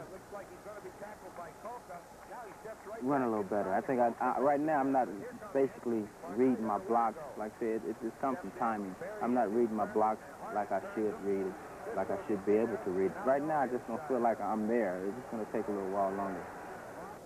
The last import the Eskimos used regularly as a running back was Jim Germany. Played with the club from 1977 through to 1983. And in the process, he rushed for over 5,000 yards, certainly one of the all-time greats in this league. Some big shoes to fill for certainly a little man. Reggie Taylor, a very pleasant surprise for Joe Faragalli and the Edmonton Eskimos. He's got one catch and 8 carries for 37 yards in the first half, and his team has the lead. Halftime at the stadium at BC Place for the Eskimos in front of the BC Lions, 13-6. It sounds in the background like we might be playing international hockey here, but the Soviet players haven't even joined the Vancouver Canucks, at least as of yet. An old pal joins me now for a couple of minutes in the press box. Jim Taylor from the Vancouver province has been following the fortunes of these British Columbia Lions for a decade or two now and has seen a few head coaches come and go in his time. Was it the right time for Larry Donovan to leave? I think so. Maybe a game late. I said they were going to fire him after the Calgary game, and they didn't. I think they held on just to make me look bad, but they waited for one more game. And I think it was just a question of, the old story, you can't fire all the players. The coach is pretty easy, so somebody had to go, so he went. As you look at the situation with Joe Gallat right now, do you think he is the guy who can help turn this football team around? The talent is there, John, and Joe's timing might be perfect because this team is eventually going to start winning. I don't know if there's anybody here to watch, but they're going to start winning, and he might be hailed as Coach of the Year because he turned the franchise around, but the talent is there. You have been here for a few dismissals during your years. Some would say that you helped orchestrate a couple along the way. I plead innocent. I have attended 8 funerals so far, and it would not surprise me if there was 9. Let's talk about the Ottawa situation. We talked to Bill Baker. I saw you over chatting with him a few moments ago. It sounds like it's pretty good news. Is it what the league needs in a Band-Aid solution right now? Yeah, they can't afford to let another franchise fold. You can't operate with a 7-team league. I think it was the right decision out in Ontario. Ottawa got a lot of money, generated a lot of money out of the Grey Cup. The money's going to have to be paid back. They've set the rules up under which it will be paid back, and now hopefully life goes on and we can get back to football and get off this soap opera nonsense. Quick thought about this franchise. How healthy is the BC Lion organization right now? Not too healthy, but I think if the sale goes through, they'll be all right. And if they start winning, this is not a town to support a team that goes 0-5 or 0-6. All right, thank you very much to Jim Taylor from the Vancouver province. It is halftime at BC Place, and the Edmonton Eskimos are out in front of the hometown Lions, 13-6.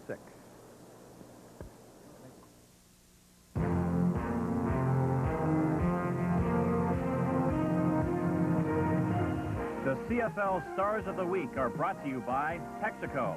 The offensive star, Hamilton wide receiver Tony Champion.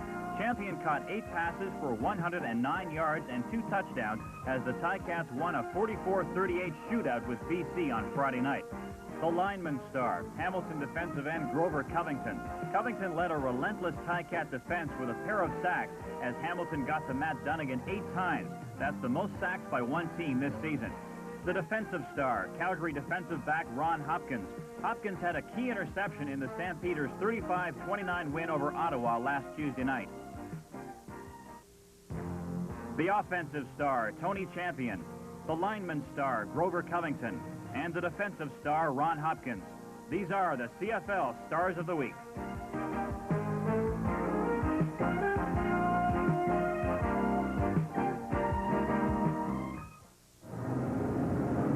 Eskimos 13, Lions 6, towards the end of halftime at the stadium at BC Place in Vancouver. Special teams has been a problem for the Lions.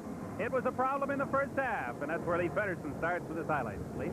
Well, Peter, it really was. You know, one turnover in one half of football is not too bad, but what a turnover it was. Enos Jackson, the rookie from Memphis State for the Edmonton Eskimos, comes through untouched at the left of your screen, and he did a bit of a stunt, and number 29, Enos Jackson, will come through. Really not Lupus Haglia's fault, but they get the big break about halfway through the second quarter. Enos Jackson himself will make the final recovery and take it down to the 2-yard line. The only turnover really cost the BC Lions dearly.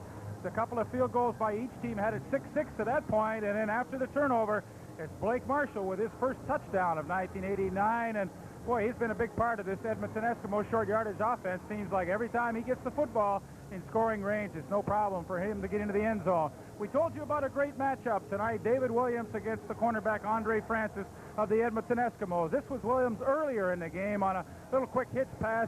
He turned it into a pretty good game, but overall on the whole night, I think Andre Francis has done an excellent job. David Williams with only 2 catches for 51 yards, and good play by both defenses tonight. The one turnover so far this story, and Peter, I would think a turnover in the second half in this kind of a game will tell the story.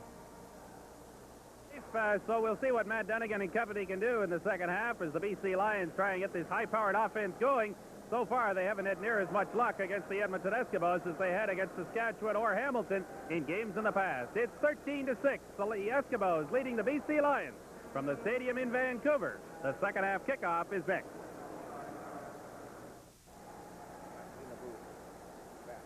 Numbers up from the first half at BC Place with the Edmonton Eskimos leading in total yardage 196 to 138. Net yards 196 to 99. The one turnover cost the BC Lions dearly. It was a blocked punt by Enos Jackson that led to a Blake Marshall touchdown. And at halftime, the Eskimos lead the BC Lions by a touchdown. It is 13-6. Tracy Ham was shaken up in the first half. We're not sure whether or not he will be starting in the second. We'll find that out shortly, though, because the kickoff goes to the Eskimos, who will be on offense.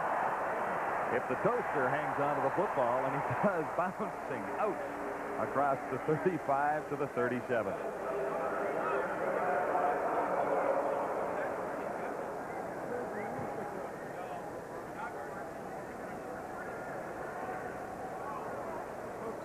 Originating from, he said, I can burn them now on both sides of the ball, just like toast. I thought it was because he was a smaller appliance than the fridge. Well, that's true, too. A lot smaller.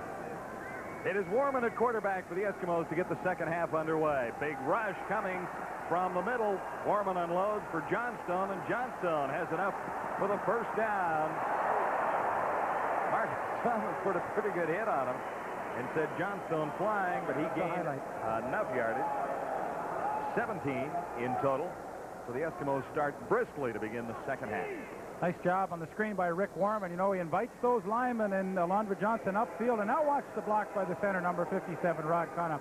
Beautiful block there on Anthony Drawhorn. That allows Chris Johnstone to get to the outside, and boy, a nice way to start the second half. First down for Warman and the Eskimos.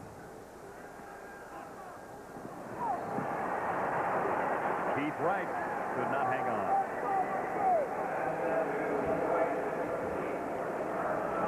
Rick Warman, of course, the starting quarterback for the Calgary Stampeders in 1988. In September was released unsuspectingly, and the Edmonton Eskimos were very happy to pick him up. Now getting a chance to play. 2nd and 10 for the Eskimos. A yard shy of midfield. Warman for Stephon Jones. Jones has the first down as he gets inside the BC 40. So Warman has been very effective since coming into the game. Rick Warman does a nice job recognizing the blitz. You know, the tip-off early was Rick Ryan, the middle safety, coming way over to the right-hand side, and he sees that quickly, a quick drop, and a safe underneath pass to Stephon Jones, and he's pretty exciting when he gets a chance to run with it. Not a whole lot of extra yardage, but pretty good effort. Early in the 3rd quarter, the Eskimos on a march. This is Reggie Taylor, number 26. Lions have it read pretty well. As Konar is over there quickly, number 31. A veteran of a long campaign as a BC Lion, now in his 10th season. Well, he's the oldest active member of the BC Lions as far as service goes to the club. But he's a good one. Only 1 sack. Missed a couple of games this year with, I believe, an ankle problem.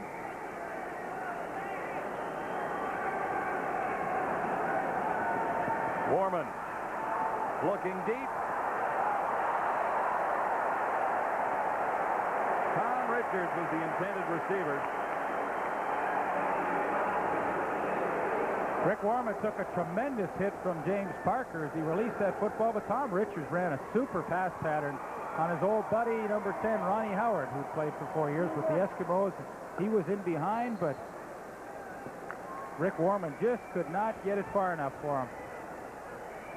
You know, when you can't step up and release, you know, you can't get all the mustard on the football, and with Parker coming right in his face, that was the case. Jerry Korick has been perfect so far tonight. This from 49 yards. And he's on the money once more to add to the Eskimo lead. Edmonton now out in front of the BC Lions, 16-6.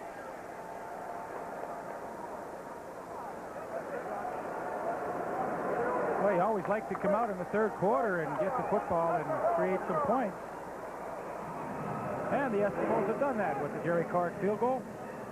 A 10-point advantage for the Eskimos as we take a quick timeout from Vancouver.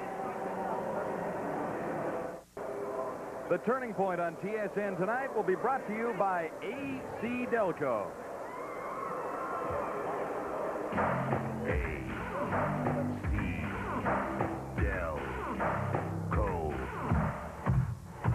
Smart parts. They don't just fit, they match. AC Delco. Ready for an Eskimo kickoff. 12:09 to play 3rd quarter. Come on, let's go. Jerry Korick has just added to the Eskimo lead.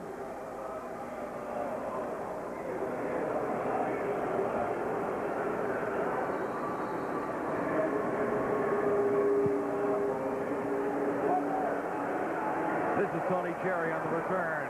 Bounced it once, but he's away. And Cherry has a good hold. Now slides to the outside. Tony Cherry. Keith Wright ran him out, but Cherry made a great move.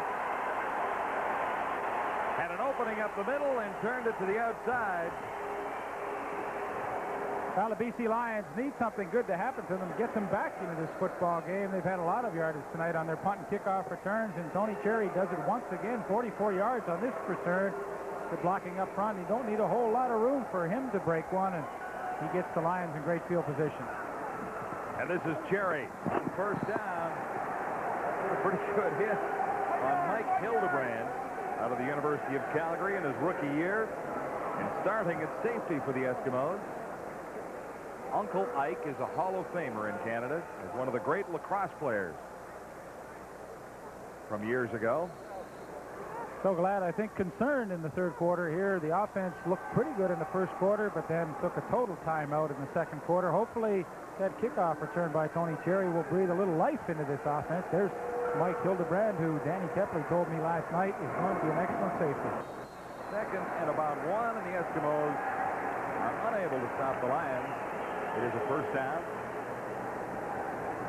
Graduate from the University of Calgary, Mike Hildebrand, 5'9", 175. You know, he was a cornerback in university, and I really believe on a blitzing defense, that's going to help Edmonton. He's in the safety, but he has to come up and do a lot of man-to-man coverage.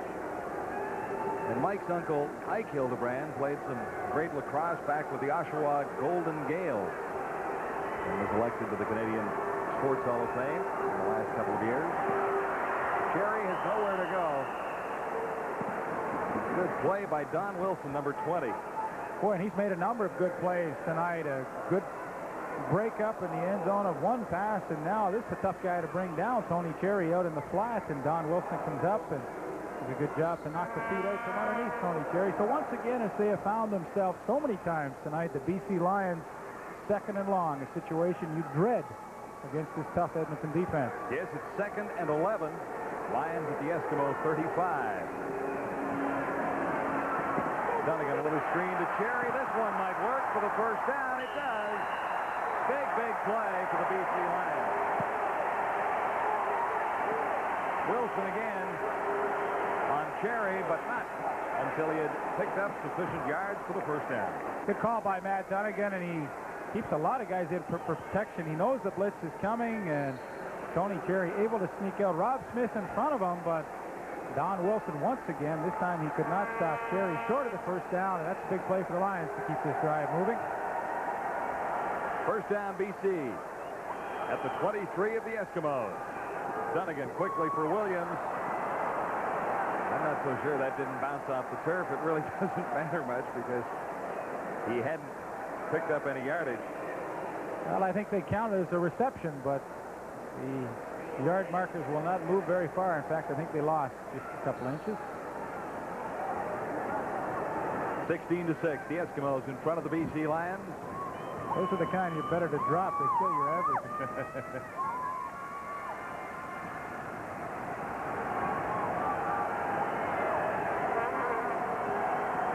Dunnigan time looking for the end zone, and it's picked off by the Eskimos.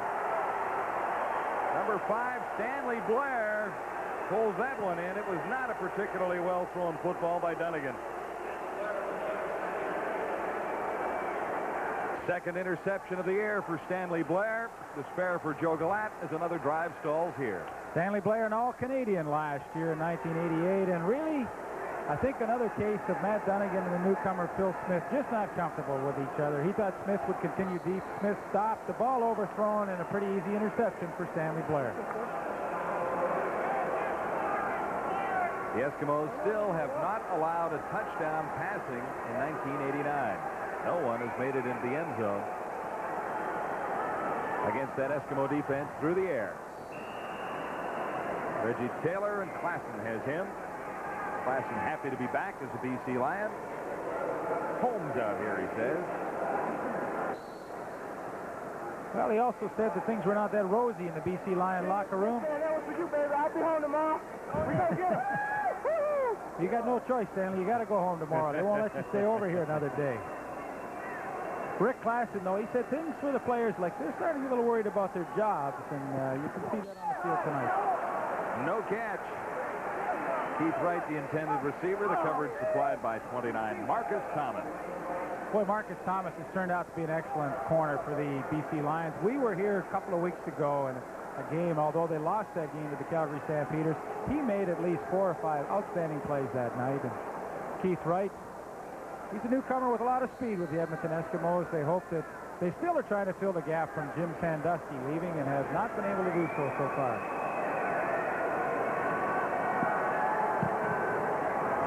Good kick by Korek. This is Darrell Wallace. And Leroy Blue, number 41, has Wallace under control. Blue 6'2", 250 pounds, out of Bishop. First rounder in 1989. He was a CIAU All-Canadian 3 years. And the outstanding defensive player in the nation. Blue is going to be a starter with the Eskimos, according to Joe Faragelli. rather soon. Timeout on the field with 8:10 to play in the third quarter. It is the Eskimos out in front of the BC Lions by 10, 16-6 at BC Place.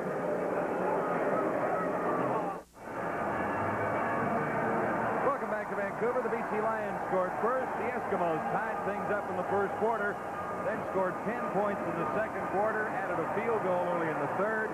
It is Edmonton out in front, 16-6, as the Lions still search for their first victory of 1989. Hard to believe that Dunnigan can be 0-4. The Lions have lost some close ball games, including one last week to the Tiger Cats. Lost ball in the backfield. The Eskimos appear to have recovered. Stuart Hill, number 36. Tony Cherry says no fumble. And I think the call is going in favor of the Lions. Well, I tell you, Joe Paragelli certainly doesn't agree with that. And his position on the sidelines, he had a great look at it.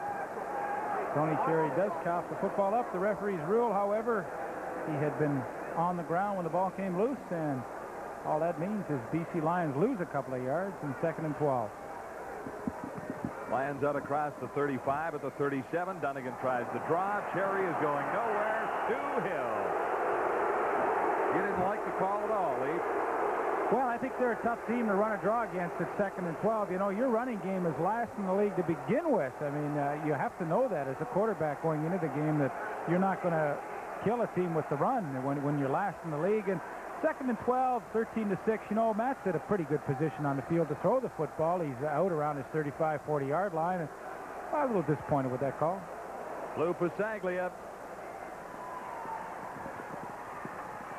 And Hunter steps out at the 45, maybe 46-yard line.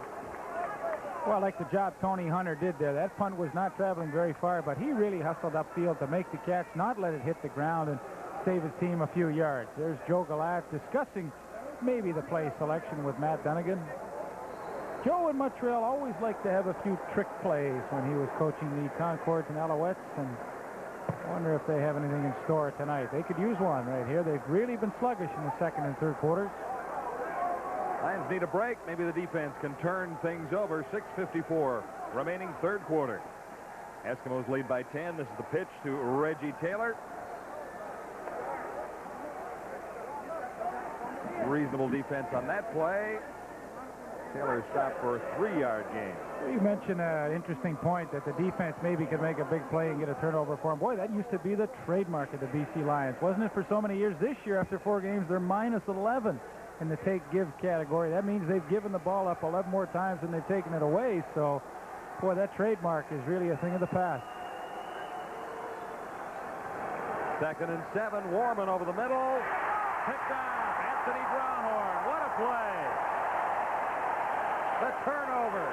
Late.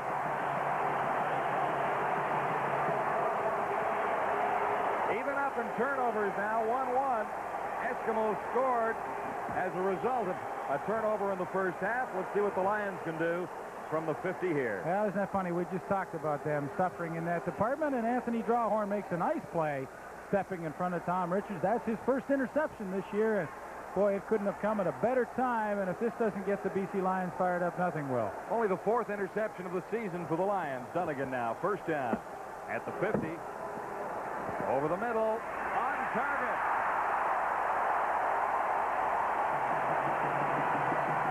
The newcomer, Bill Smith. And his momentum carried him into Mike Hildebrand, who is shaken up. That's about the 4th time they've tried to hit that play quickly over the middle, and that time they finally connected Matt Dunnigan with a good strike and an excellent catch by Phil Smith, who, by the way, is the cousin of wide receiver David Williams. And Mike Hildebrand came up with the hit, and he really paid the price. Lions pick up a big 23 yards on the play. I don't think they've been this close all night, have they, Lee? Inside the 24. They have been once earlier, I guess. Donnie Matthews, of course, the former head coach of the BC Lions. Don Southern behind him. Donnie Matthews back now as the defensive coordinator for the Edmonton Eskimos.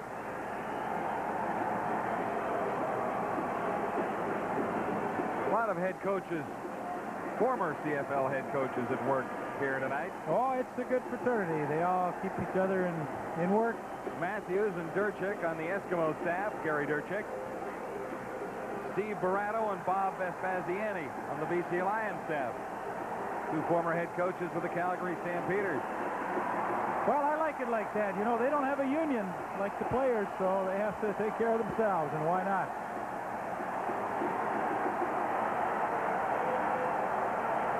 Don Southern, Don Matthews, Joe Faragelli, and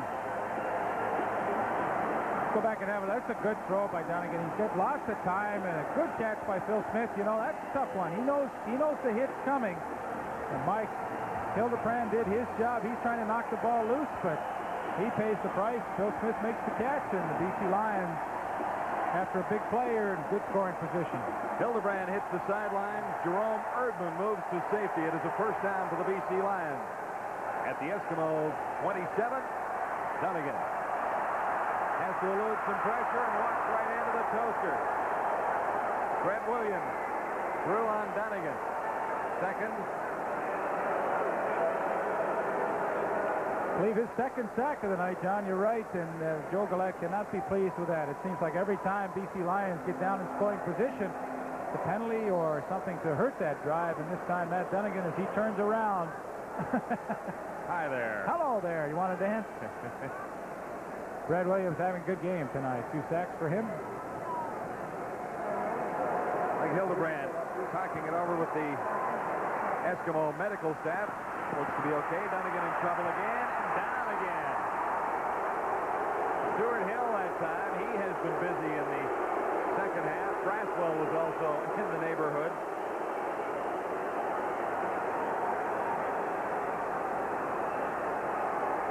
Well, of course, what we come to expect from an Edmonton defense. A lot of blitzing, a lot of people coming, creating some havoc for the offensive line, and running back Tony Cherry could not make the block, and of course Matt Donegan pays the price when that happens.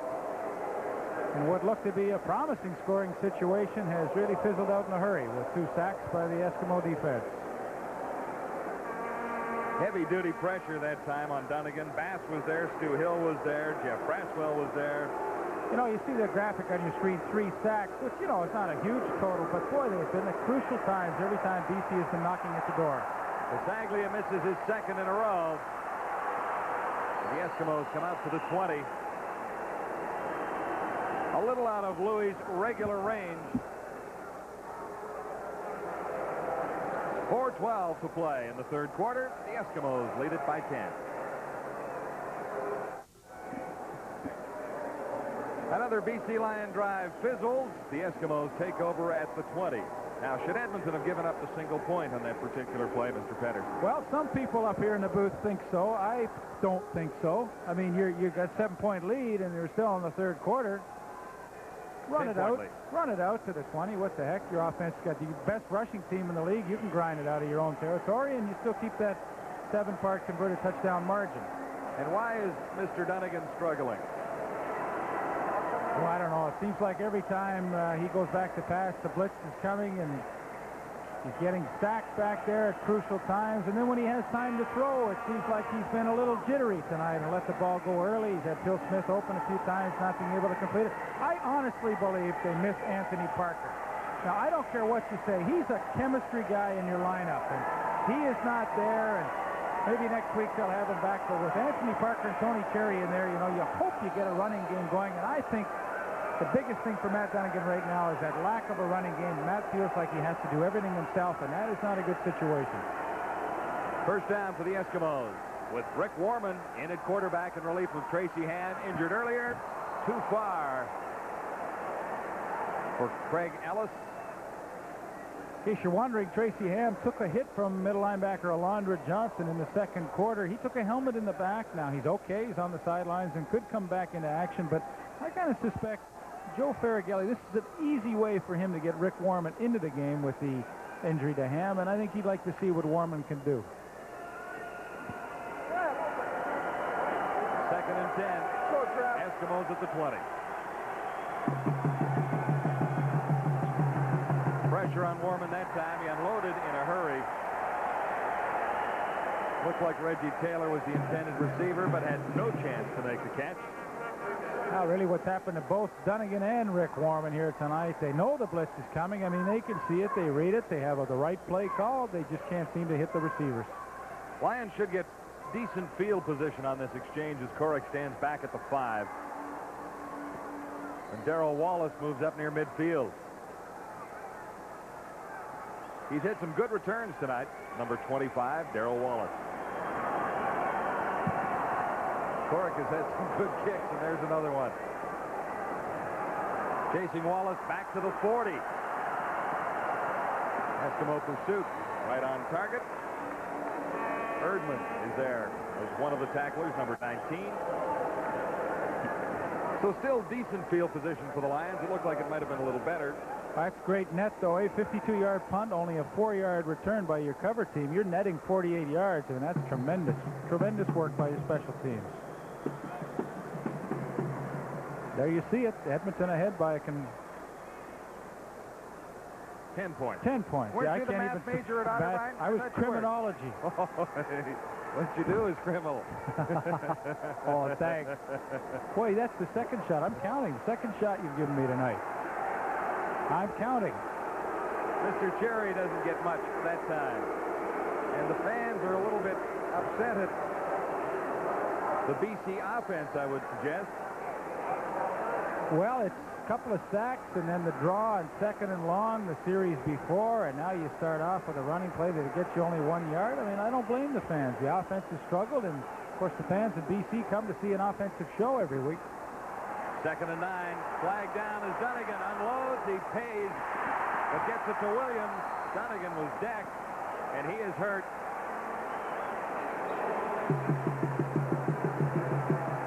Greg Stuman, number 46, with the hit on Matt Dunnigan, and Matt is not moving. He has been hurt. Penalty flag, I'm sure, will bring the ball back. So you not only lose the quarterback, although he's getting up now, you lose a big play to David Williams that would have given you a big first down. And things really have just not gone BC Lion way tonight. It was Brett Williams on top of Dunnigan.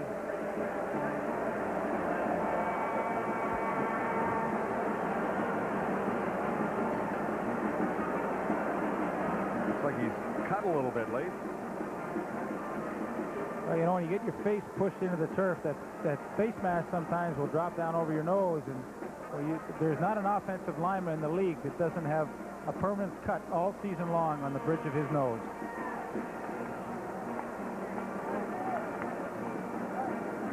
The backup is Ricky Fogarty. The numbers on Ricky Fogarty are 0, 0, 0. He has not been in 1989. Batman hat. Swooped down on the Eskimo defense tonight.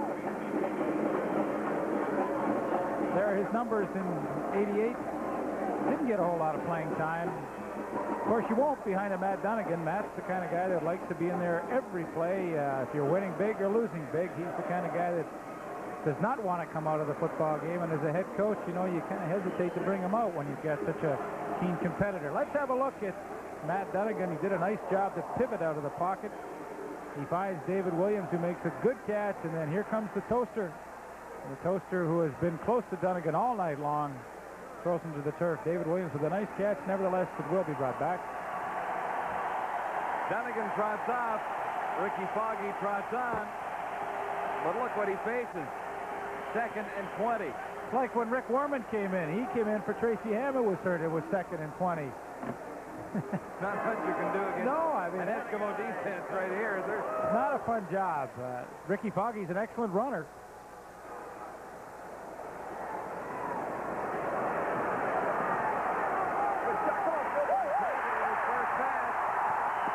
That's how you quiet the Eskimos down.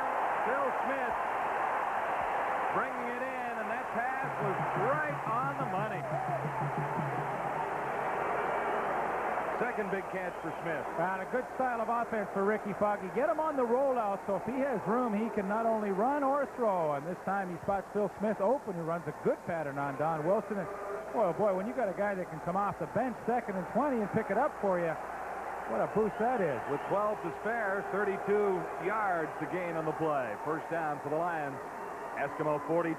Williams makes the catch. But Francis was right with him. Andre Francis. Francis made the transition this year. You know, he's been a left corner his entire career. Now coming to the BC Lions, you know, Stanley Blair was the left corner, so he had to make a move and go to the right side. And, you know, as we chatted before the game, he told me that really wasn't as big an adjustment as you might think. He's a tremendous athlete. Doing an excellent job in the corner. Matt Dunnigan trying to get that contact lens just popped out back in. No wonder it popped out. The Williams squeezed it out. Pretty good hit. Lost ball. Lions, I believe, have recovered it. As Cherry was lucky on that one. You know, the timing just doesn't seem to be there on the running plays for the BC Lions. Last year and in years past, they always look so crisp on offense when they run the football, but this play really looks slow to develop. Number 51, Kevin Powell, the pulling tackle, seems to be slow getting there. Danny Bass knocks the ball loose, and Tony Cherry is very fortunate to recover that ball. And BC Lions, every time it looks as though they're going to drive down, something happens to stall it.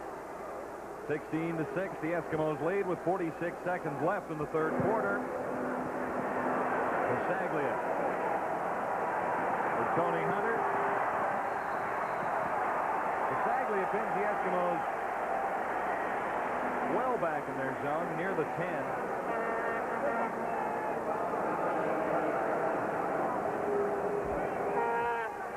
Couple of kicks in a row that Pasaglia has allowed very little return on as he forced Hunter to the outside. Well, Louis a veteran, you know, and he knows where to kick that ball to give his cover team the best angle, and he did a nice job. The Eskimos looking at a long field here, 100 yards away from a touchdown. Long drive they'll have to put together. Rick Warman and the Eskimos begin at the 10. And begin on the ground with Reggie Taylor. Alondro Johnson is there, number 44, the middle linebacker.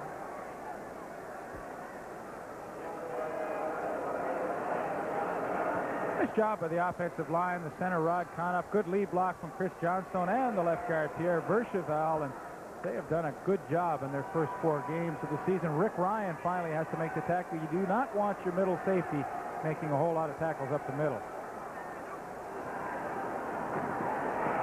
10-yard gain. This is 1st and 10, and Taylor once more. That's the end of the third quarter as the Eskimos hang on to a 10-point lead on the BC Lions. Reggie Taylor running wild at BC Place.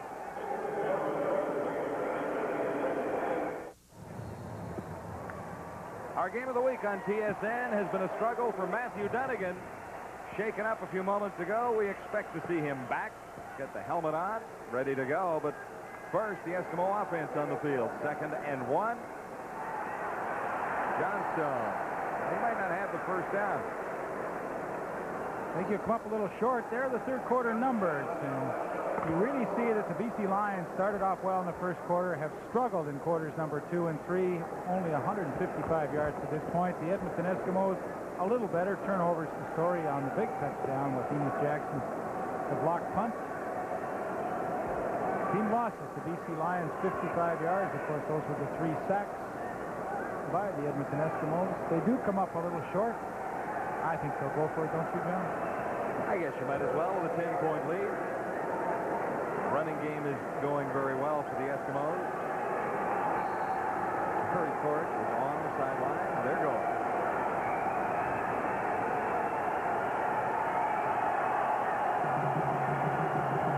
Warman straight ahead. I don't know if he got it by much. He should have the first down. All right, he's got it. Well, that's what the good teams seem to do so well. You know, Lou Pasaglia hit a great punt that gets Tony Hunter out at the 10-yard line. Now they're looking at a real long drive. But, you know, I know Rick Warman, the good quarterbacks, all they're thinking is, look, let's try and string at least 2 or 3 first downs together. And then if we stall, Corrick can come in and punt, and we reestablish the field position. So now they've put back-to-back first downs, and they got themselves out to the 30-yard line, little breathing space. Patience. Well, you know, it is patience, and it's really understanding how this game works.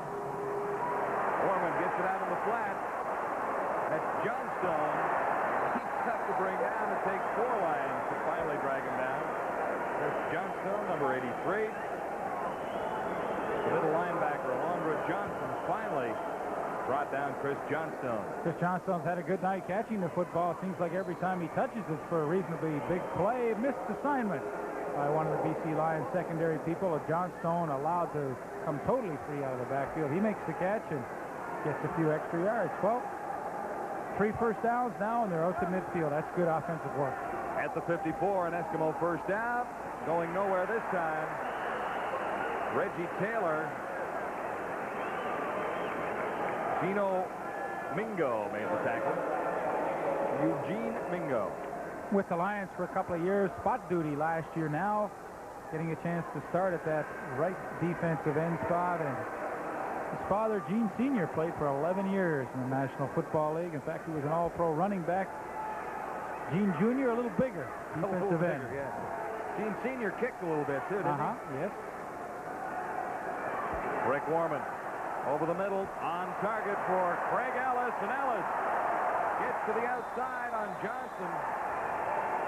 It is Alondra Johnson who finally forces Ellis out of touch, but a big gain for Chris Ellis. You are looking, Leaf, at the head coach of the Palmer's 49ers back in St. Albert, Alberta. Craig Ellis spends a little time coaching football. You know what's a great feature about Craig Ellis is, a former running back. And when he catches the football, he has that ability to turn into a running back and pick up those extra yards. Not all slot backs are able to do that. I think that's one reason why he becomes such a threat in that offense. Warman has the Eskimos moving, looks to the end zone. Touchdown! Tom Richards. Boy, that was a pretty play.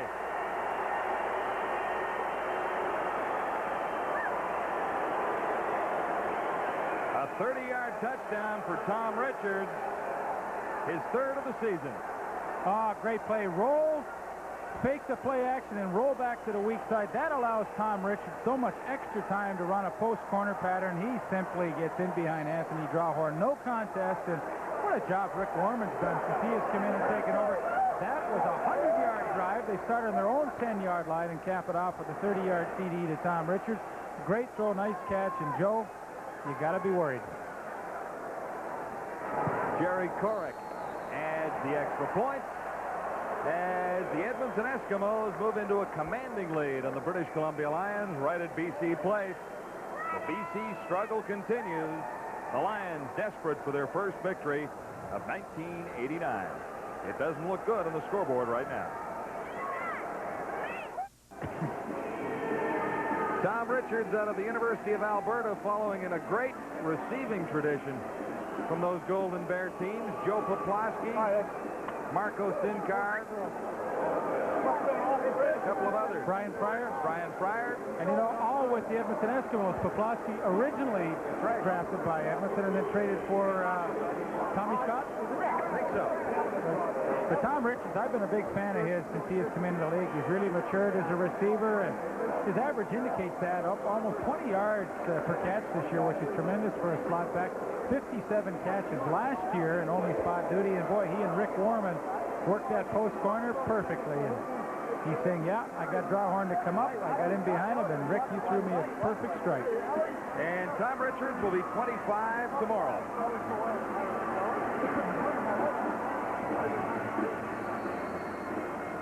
Eskimos in command of a 23-6 lead on the BC Lions. The Leos could use a big return from Anthony Cherry right here. He gets them out to the 45.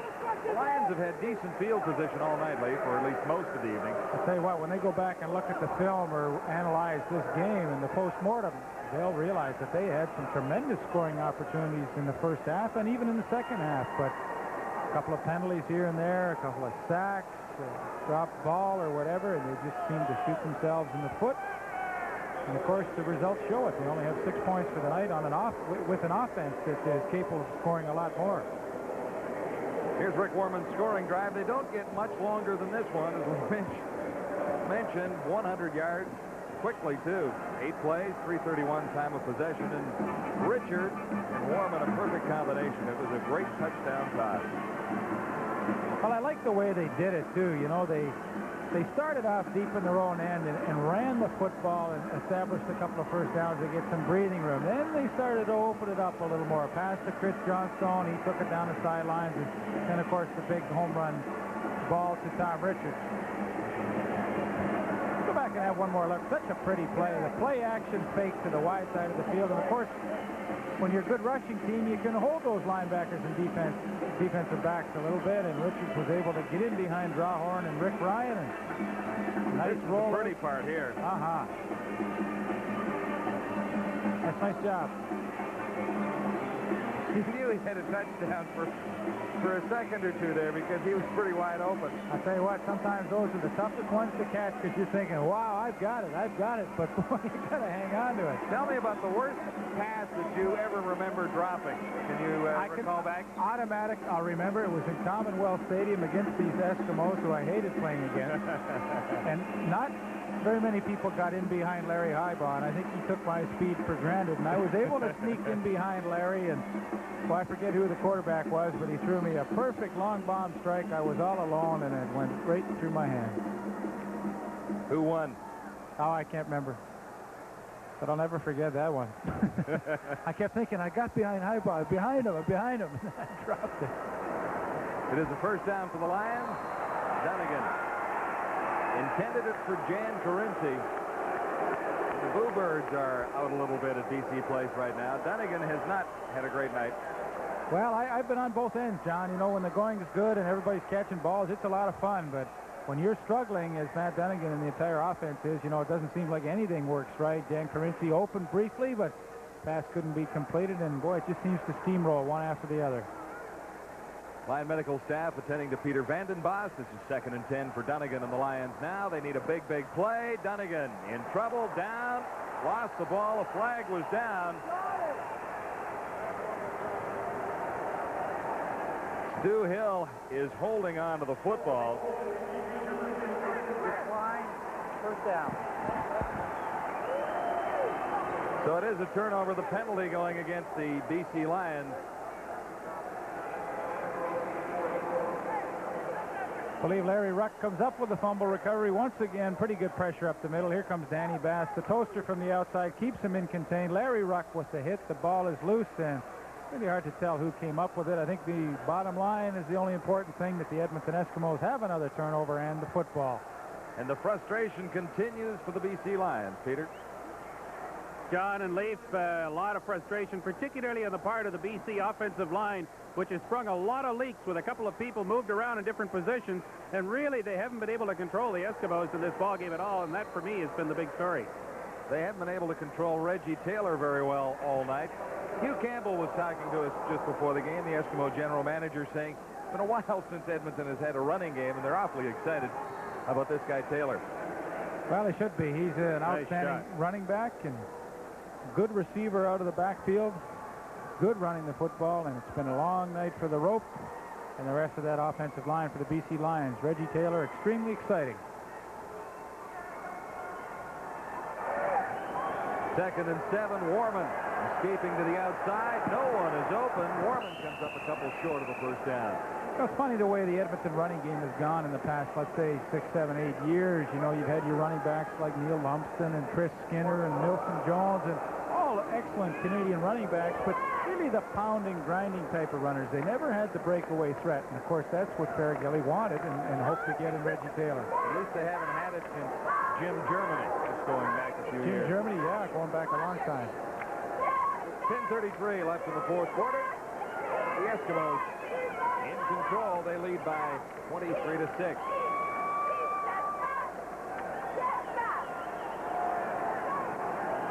Jerry Korick will try and add to that Eskimo total with a 41-yard field goal. He's good.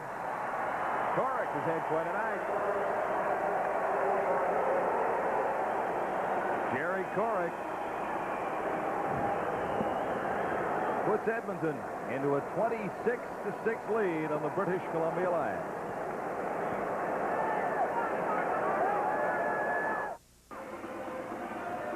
Our game of the week on TSN, a frustrating one for Gerald Roper and the BC Lions.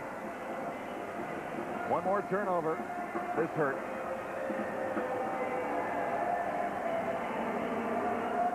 Dunnigan has been punished by the Eskimos. The turnover cost another 3 points. First turnover of the night was the most costly one for the BC Lions, a blocked kick. And the Eskimos went in and scored in a hurry.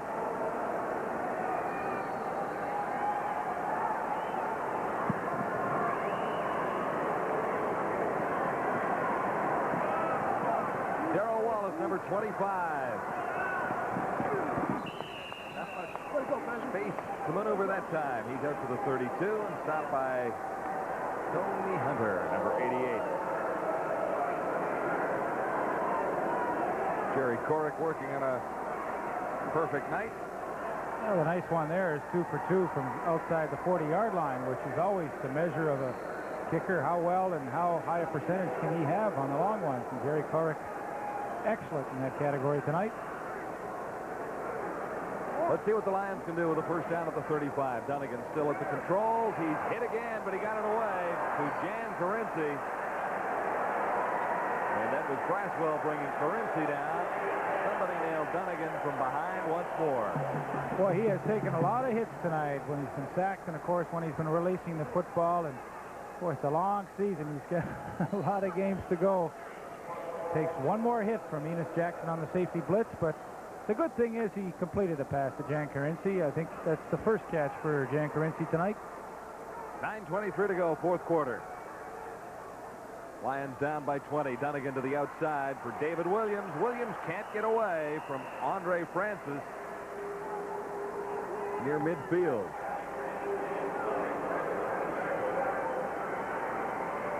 No, I would say Andre has won the battle tonight. I mean, you're not going to shut out a guy like David Williams. That's impossible to do, but Andre has done an excellent job, has not let Williams beat them with the big play. Nowhere to go for Tony Cherry, and the frustration builds for the BC Lions. This Eskimo defense is tough.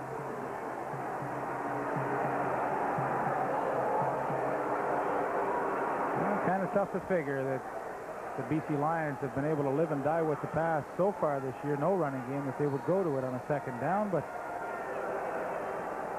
that was the choice. 8:44 in the fourth quarter. Lou Pasaglia up to the 40 to get that one away. Tony Hunter waiting at the 25. And Hunter can't get much more than the 27-yard line as Rob Moretto led the BC tacklers once more.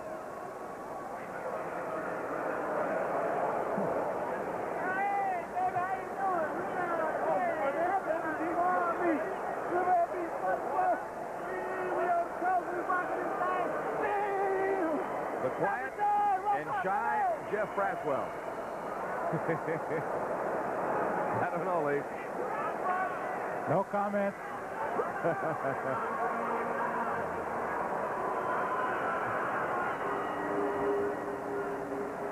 Eskimo first down at the 28. Warman for Reggie Taylor. Ron Howard, number 10, made the stop. Well, it's been a great opportunity for Rick Warman to get some playing time tonight. A good touchdown pass to Tom Richardson. He has really handled the offense extremely well here in the third quarter with that long 100-yard touchdown march. And, boy, that can only help you down the road. You know, Tracy Ham definitely will be your starter, but to have a guy that you can count on in the backup capacity really helps. This is Craig Ellis. Nice catch by Ellis. And that's good for the first down. Rick Ryan made the stop. BC safety, and the bags are out. Is that Marty Adler? Could be. Marty here tonight? Oh, my gosh. A frustrating night for Tony Cherry, too. You know, he's the kind of guy that will not quit, and things have just not gone well for him. His production way down in 1989. Another Eskimo first down from the 45. Another give to Reggie Taylor. And Ryan and Howard over to stop Taylor that time. Well, the real key to me, John, in the second half has been Edmonton's ability to keep that league-leading rushing game of theirs intact, and they really have dominated the defensive line of the BC Lions here in the third and fourth quarters. The offensive line of Heck Pottier, Blake Dermott, the tackles, Randy Ambrosi and Pierre Vercheval, the guards. Of course, the veteran Rod Conn up at the center, they have done an excellent job.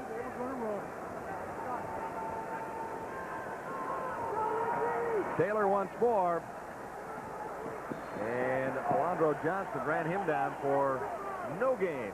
Stopped right on the line at the 50. If you're stacking up the Dunnigan deal right now, the Eskimos have won, at least on this night, because Taylor, who was part of it, is having a good evening. Andre Francis is having a good evening.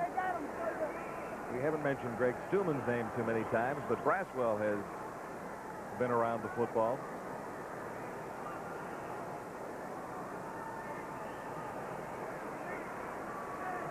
.6:04 to play, fourth quarter. Foreman on second and long. Has Craig Ellis. Ron Howard made the stop, but Ellis makes a pretty good catch against good coverage. Well, you know, fans, I'm sure, remember his days with the Saskatchewan Roughriders. In 1984, he led the league with 91 receptions. In 1985, he led the league with 102 receptions. Now, these were all coming as a running back. He has now moved to slot back, but a great job there to shield off Ronnie Howard, number 10, in the BC Lions secondary, and Craig Ellis comes up with another big catch, and what a find he has been. I mean, here's a guy that's been sitting around doing nothing. They invite him to training camp to compete as a running back, but of course, when they got Reggie Taylor, decided to move Craig Ellis to slot back. Foreman floats it up. Stephon Jones drags it down inside the 5 in front of Keith Gooch.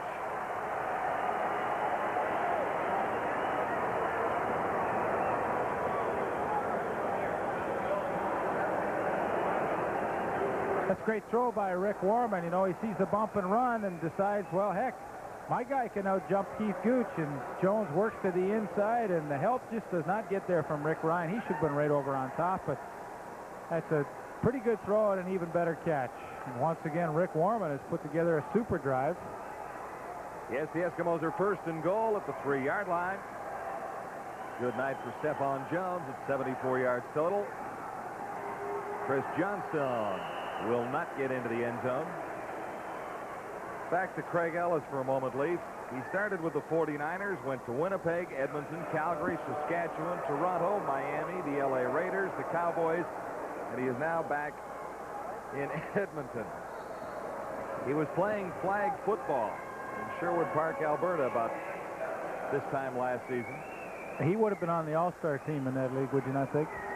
In the flag team? I would think in yeah. the flag team. Listen, I was talking about his coaching. He was coach of the year in that Bantam League last year, too. Good. But see, he's been staying in touch with football. Warman, easy touchdown. Boy, I tell you, they have used the play action well, have they not? That throws everybody in.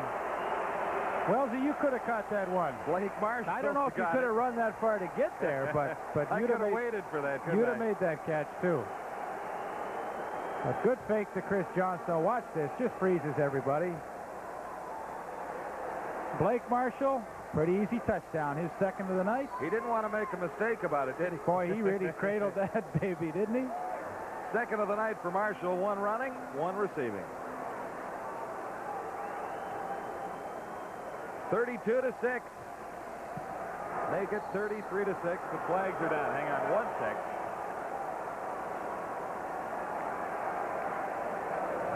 The convert will stand, and the Eskimos have given the BC Lions a pretty good whooping so far at BC play.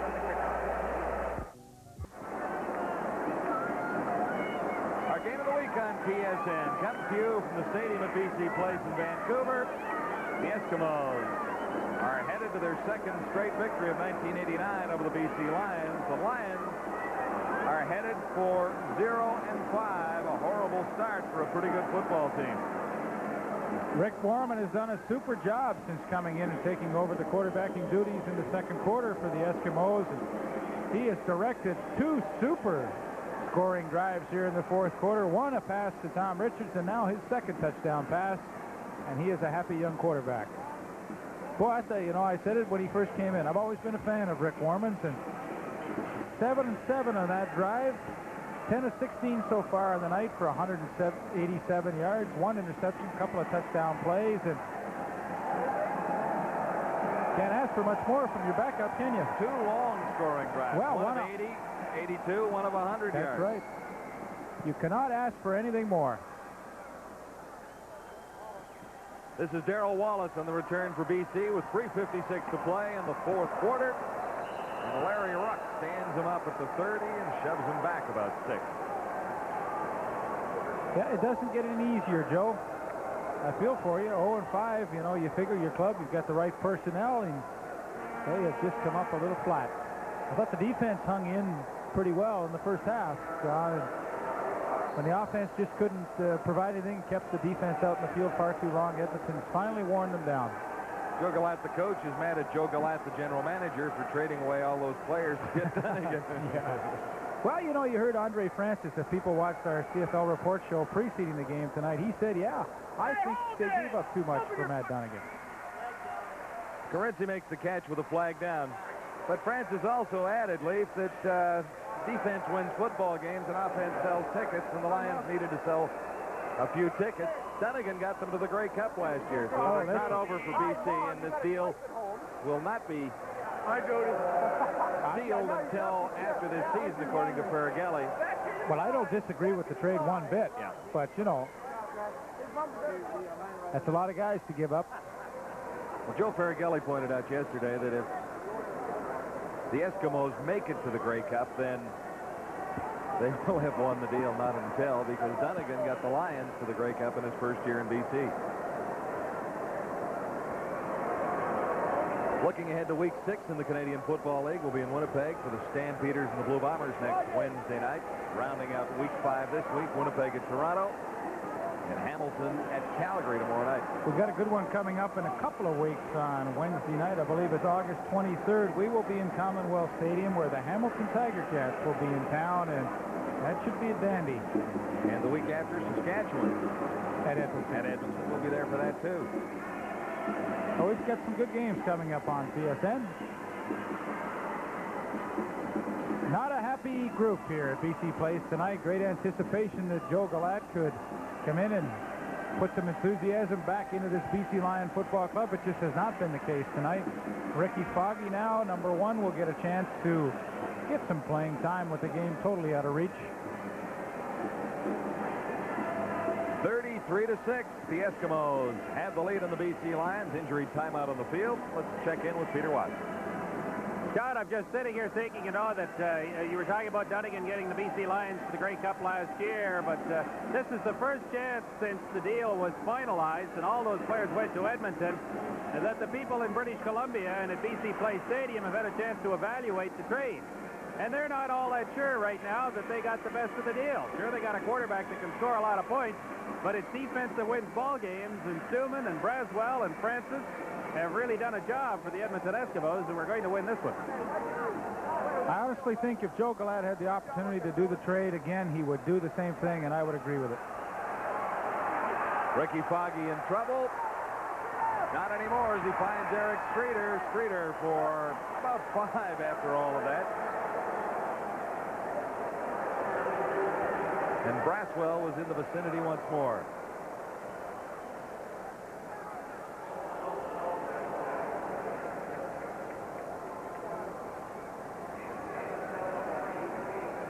.303 to play at BC Place.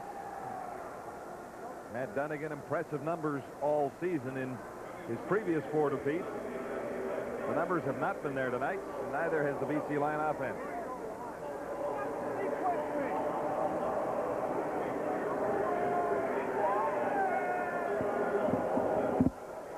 Three-minute warning at the stadium at BC Place. 3:03 to play. The Eskimos in control of things here tonight.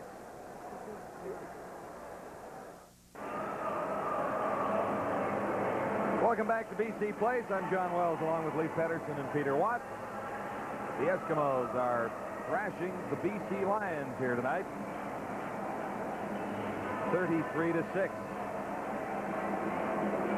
Edmonton goes on next week to play the Ottawa Rough Riders in Ottawa. The BC Lions have another tough assignment as they take on the Toronto Argonauts next Tuesday.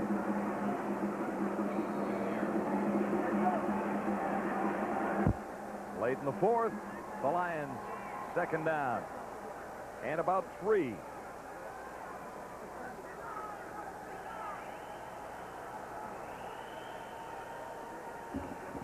Ricky Foggy able to elude the rush, looks upfield for David Williams. 2 Eskimos are there, and Williams can't bring it down.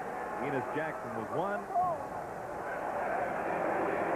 and Tony Hunter the other one. Boy, I'm sure when Don Southern and Donnie Matthews got the defense together this week, and they said, look, we're playing the BC Lions, and the big play guy, no question about it, is David Williams. Let's make sure he doesn't beat us and win the game. Let's contain him. He's going to catch his share of passes. He hasn't caught a whole lot tonight, only 5 for 62 yards. But do not let him have the big play tonight. And, boy, they have really held him in check. Nice job on the defense. Eskimos have the leading defense in the league, allowing just 15.2 points per game. And that number will drop by allowing only 6 here tonight in Game 5 for Edmonton. Stasiuk leads the BC tacklers, along with Rob Morato again. You know, Morato, I should say.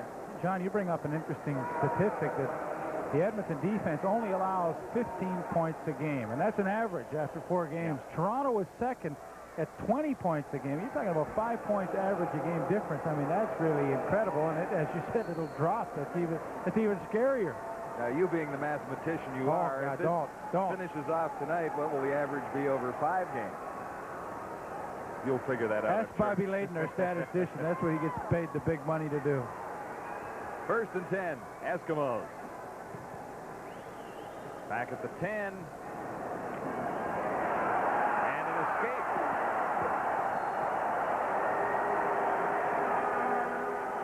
Michael Sol's first play of the game, and he looked to be stopped. But he got away. Soles from McGill.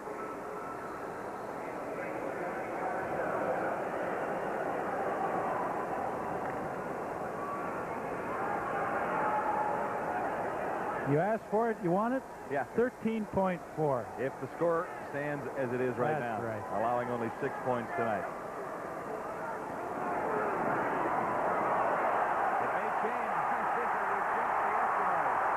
Down to the 7 as Bernie Glier picks up the loose football.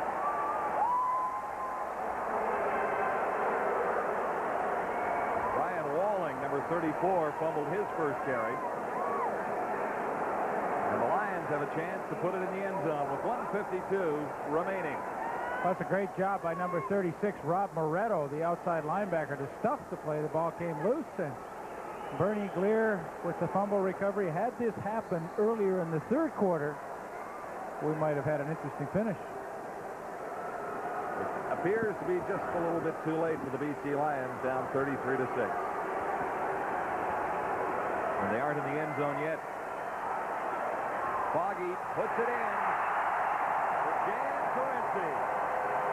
Ricky Foggy is the only quarterback all season to score a passing touchdown against the Edmonton Eskimos. First one allowed by the Eskimo defense. And the first one in 1989 for slotback Jan Corinci. And although he is happy to catch a touchdown, he's not overly excited, and you can see his reaction at the end of it. He kind of just drops the ball down because he knows the game is out of reach.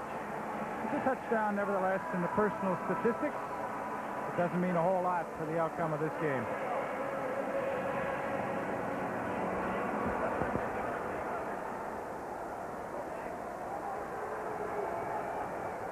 .147 to play. 33-12. The Eskimos in control.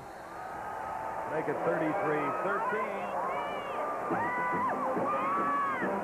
The cheerleaders are always faithful, though, aren't they? Yeah. I mean, I love the cheerleaders. 33-12, and I mean, you wouldn't tell by the way they carry on the sidelines if it was tied or down by 30. They can't give up, Lee. No. If they give up, I mean, what hope is there for anybody if the cheerleaders pack it in? 1:47 remaining. 20-point difference between the Lions and the Eskimos.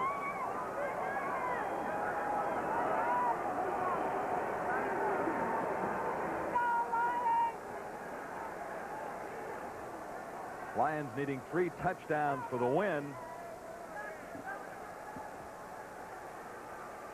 But they'll try the short kick.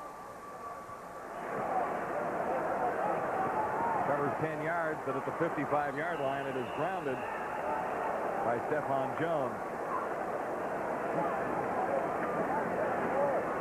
Louis kicked that one just a little bit too far, and no chance to recover that one. And Edmonton Eskimos, full value for their victory tonight. You know, they are a good, well-coached football team. They did not make any mistakes to hurt themselves, and of course, every time they were backed up in their own end, able to drive the football well enough to take them either out of trouble or, as the case was in the second half, to score some points. 16-6 at the half, so it really has been Rick Warman who has engineered this Eskimo dominance in this second half. He'll be the Foster's player of the game as a result. Well, I think that's a good choice, too. He has really played well in the second half, and good opportunity for Joe Ferrighelli to evaluate his backup quarterback, and Mike Soles, now number 32, gets a chance to get a taste of life as a running back in professional football. He, along with Brian Walling, in the backfield.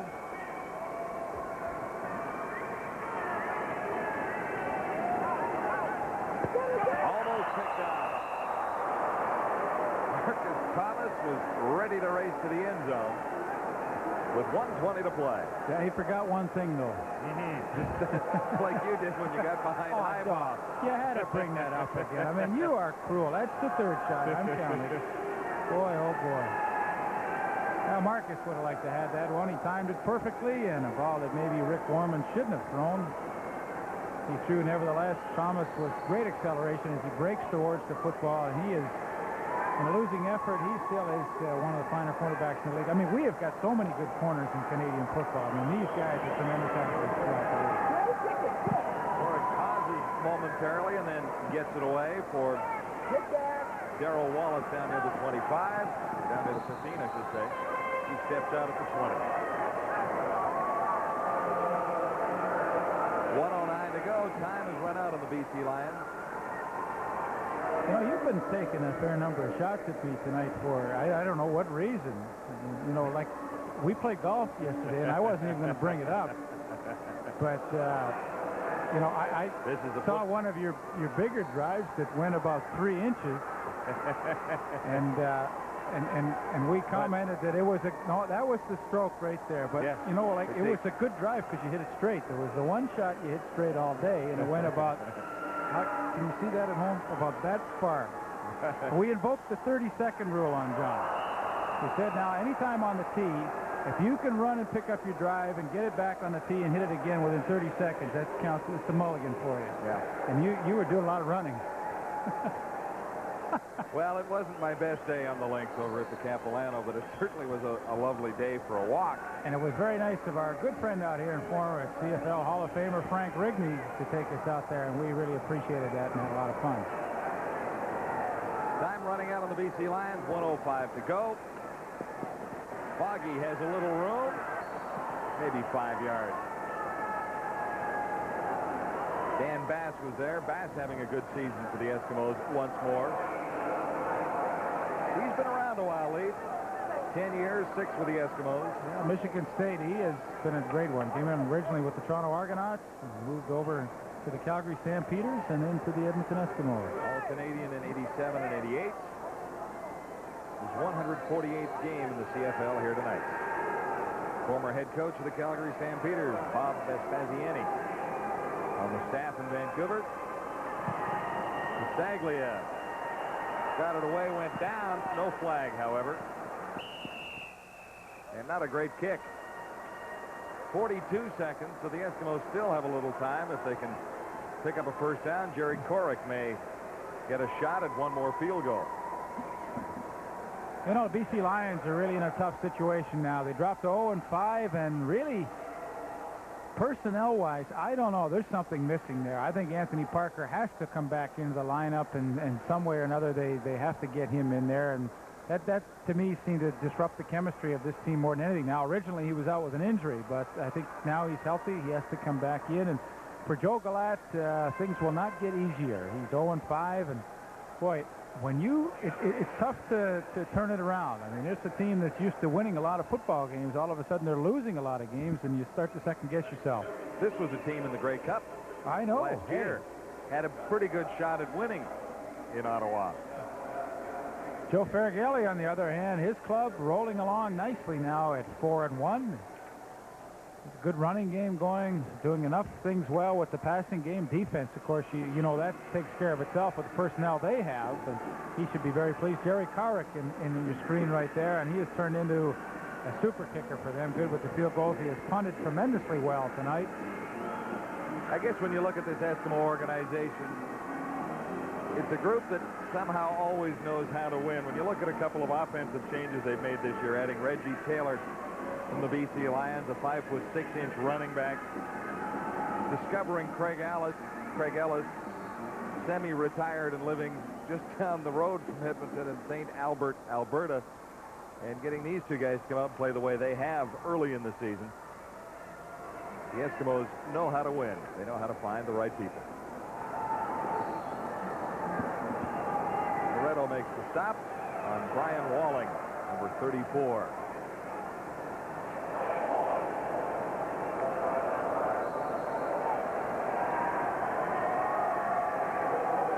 The Eskimo future, too, and some of the people that they have acquired, like Leroy Blue, who Joe Faragelli says can be a starting linebacker as early as the midway point of this 1989 season as a rookie. He's been very impressive.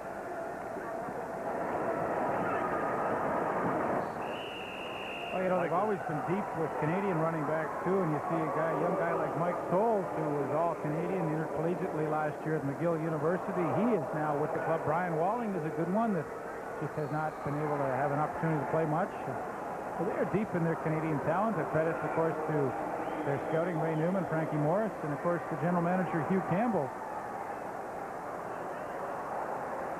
This should be the last play of the old ball game at BC Place tonight. Herman bobbles it, but goes down on one knee, and that is it for the BC Lions. The Lions drop to 0-5. The Edmonton Eskimos improve to 4-1 and join the Saskatchewan Roughriders in top spot in the Western Division of Canadian football. Well, a frustrating night for Joe Galat. I know he was so excited yesterday about taking over the head coaching spot and trying to implement some of his motivational tactics with his players, and it just didn't seem to work out that way. And I think Joe Faragelli is a guy that would understand the predicament here and probably say to Joe, look, there's brighter days ahead and good luck to you. Don Southern shakes his hand. Joe and Joe. Now these guys, I get mixed up, Joe and Joe. But they'll also be discussing favorite pasta recipes as they head to the sideline too. What did he say? Joe Galat said, you know, I'd love to get into a pass-eating contest with Joe Faragelli, and I said, I don't like your chance. He might lose at that, too. I would think he might. 33-13, the final number on the scoreboard favoring the Edmonton Eskimos at BC Place tonight. The Eskimos make it 2 in a row over the British Columbia Lions. And one loss to the Toronto Argonauts 2 weeks ago is the only blemish on the Eskimo record, while the Lions are still searching for their first victory of 1989. Time to meet the game star for Foster's, and here's Peter Watts. Hi, John. Thank you. Well, the game star just getting himself a little drink because he worked hard in the second half is quarterback Rick Warman, who once again comes off the bench and does a great job. Well, I just like to say that a credit to my offensive line and to the Lord Jesus Christ for giving me the opportunity to play and giving me the strength to play. And, you know, it took me a while to get going, but right here I threw one to Blake Marshall, and he's wide open. All I got to do, it's easy at that point, just lay it over to him and let him catch it. You have an interesting role on this team. Tracy starts all the time. You're there in reserve. You got a chance to play against Calgary and did very well. You got another chance tonight when Tracy got banged up a little bit. It's an interesting role, and I wonder how you handle it and how you enjoy it. Well, it's a different role for me, Peter. I was in a starting situation in Calgary, so I do what I can in the sidelines to try to help out Tracy as much as I can. And, you know, we're such contrasting quarterbacks who do so many different things. I'm trying to understand it a little bit, and it's frustrating at times. And, you know, I'm just waiting for my opportunity to play. And when I play, just try to do my best on the field, and hopefully I'll get a little more time out there. And at the beginning, when I went in, I was a little rusty. I hadn't played in 2 games. But the bottom line is winning ball games, and that's what we came in here to do. I think the nice thing was you had a couple of real long drives and made them both work.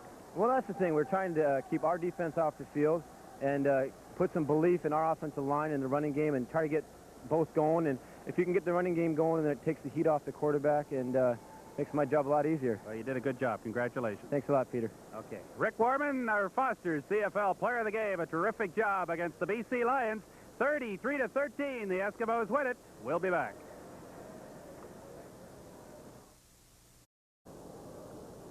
It's time now for the TSN Turning Point, brought to you by AC Delco. The turning point in this ball game came early in the second quarter with the BC Lions' Louis Pasaglia deep in his own end trying to kick. Enos Jackson, number 29, got to the ball, tipped it. Brian Walling missed on the pickup, and that allowed the Eskimos to get in close to the end zone. And here is Blake Marshall crashing over for the first of 2 touchdowns in the night as the Eskimos win it 33-13. A cash donation will be made to Amateur Sports on behalf of TSN at AC Delco Smart Parts. They don't just fit, they match. Now let's go upstairs. Enjoy John Wells and Leif Pedersen. Well, not much doubt about the outcome of this game with the incoming of Rick Warman in the second half. Now, Rick Warman came in and just did a super job. You know what's tough if you're a BC Lion? Like, we showed the turning point of the game, and that's tough when you're turning points early in the second quarter. I mean, you like that turning point to be maybe a little later in the game. It shows you it's kind of a blowout. Quick thought, can the Lions win next week against the Argos? Well, I mean, they're in tough against the Toronto Argonauts. They've got a good football team. BC Lions, they have to try and regroup and get a little confidence back. It seems like they're not playing with any confidence anymore. And Joe Gallat, I know him. He's a good motivator, and he's got his work cut out for him. All right, let's send you back downstairs to Peter Watts. Thank you, guys. So while the BC Lions get set for the Toronto Argonauts next week, the Edmonton Eskimos will head to Ottawa. And again, the Rough Riders with a stay of execution as the municipality came through with a $500,000 loan earlier in the day. And that's good news for Ottawa indeed. Our next game will be next Wednesday night with the Calgary Stampeders at Winnipeg. And the final score from BC Place, it's Edmonton 33 and the Lions 13. For John Wells and Leif Pedersen, I'm Peter Watts. So long for now.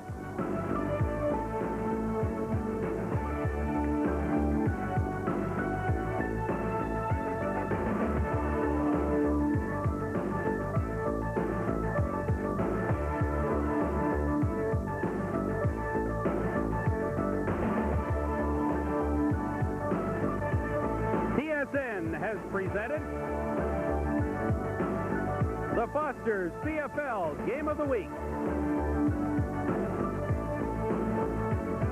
Brought to you by Foster's Lager, proud to bring you the best in the CFL.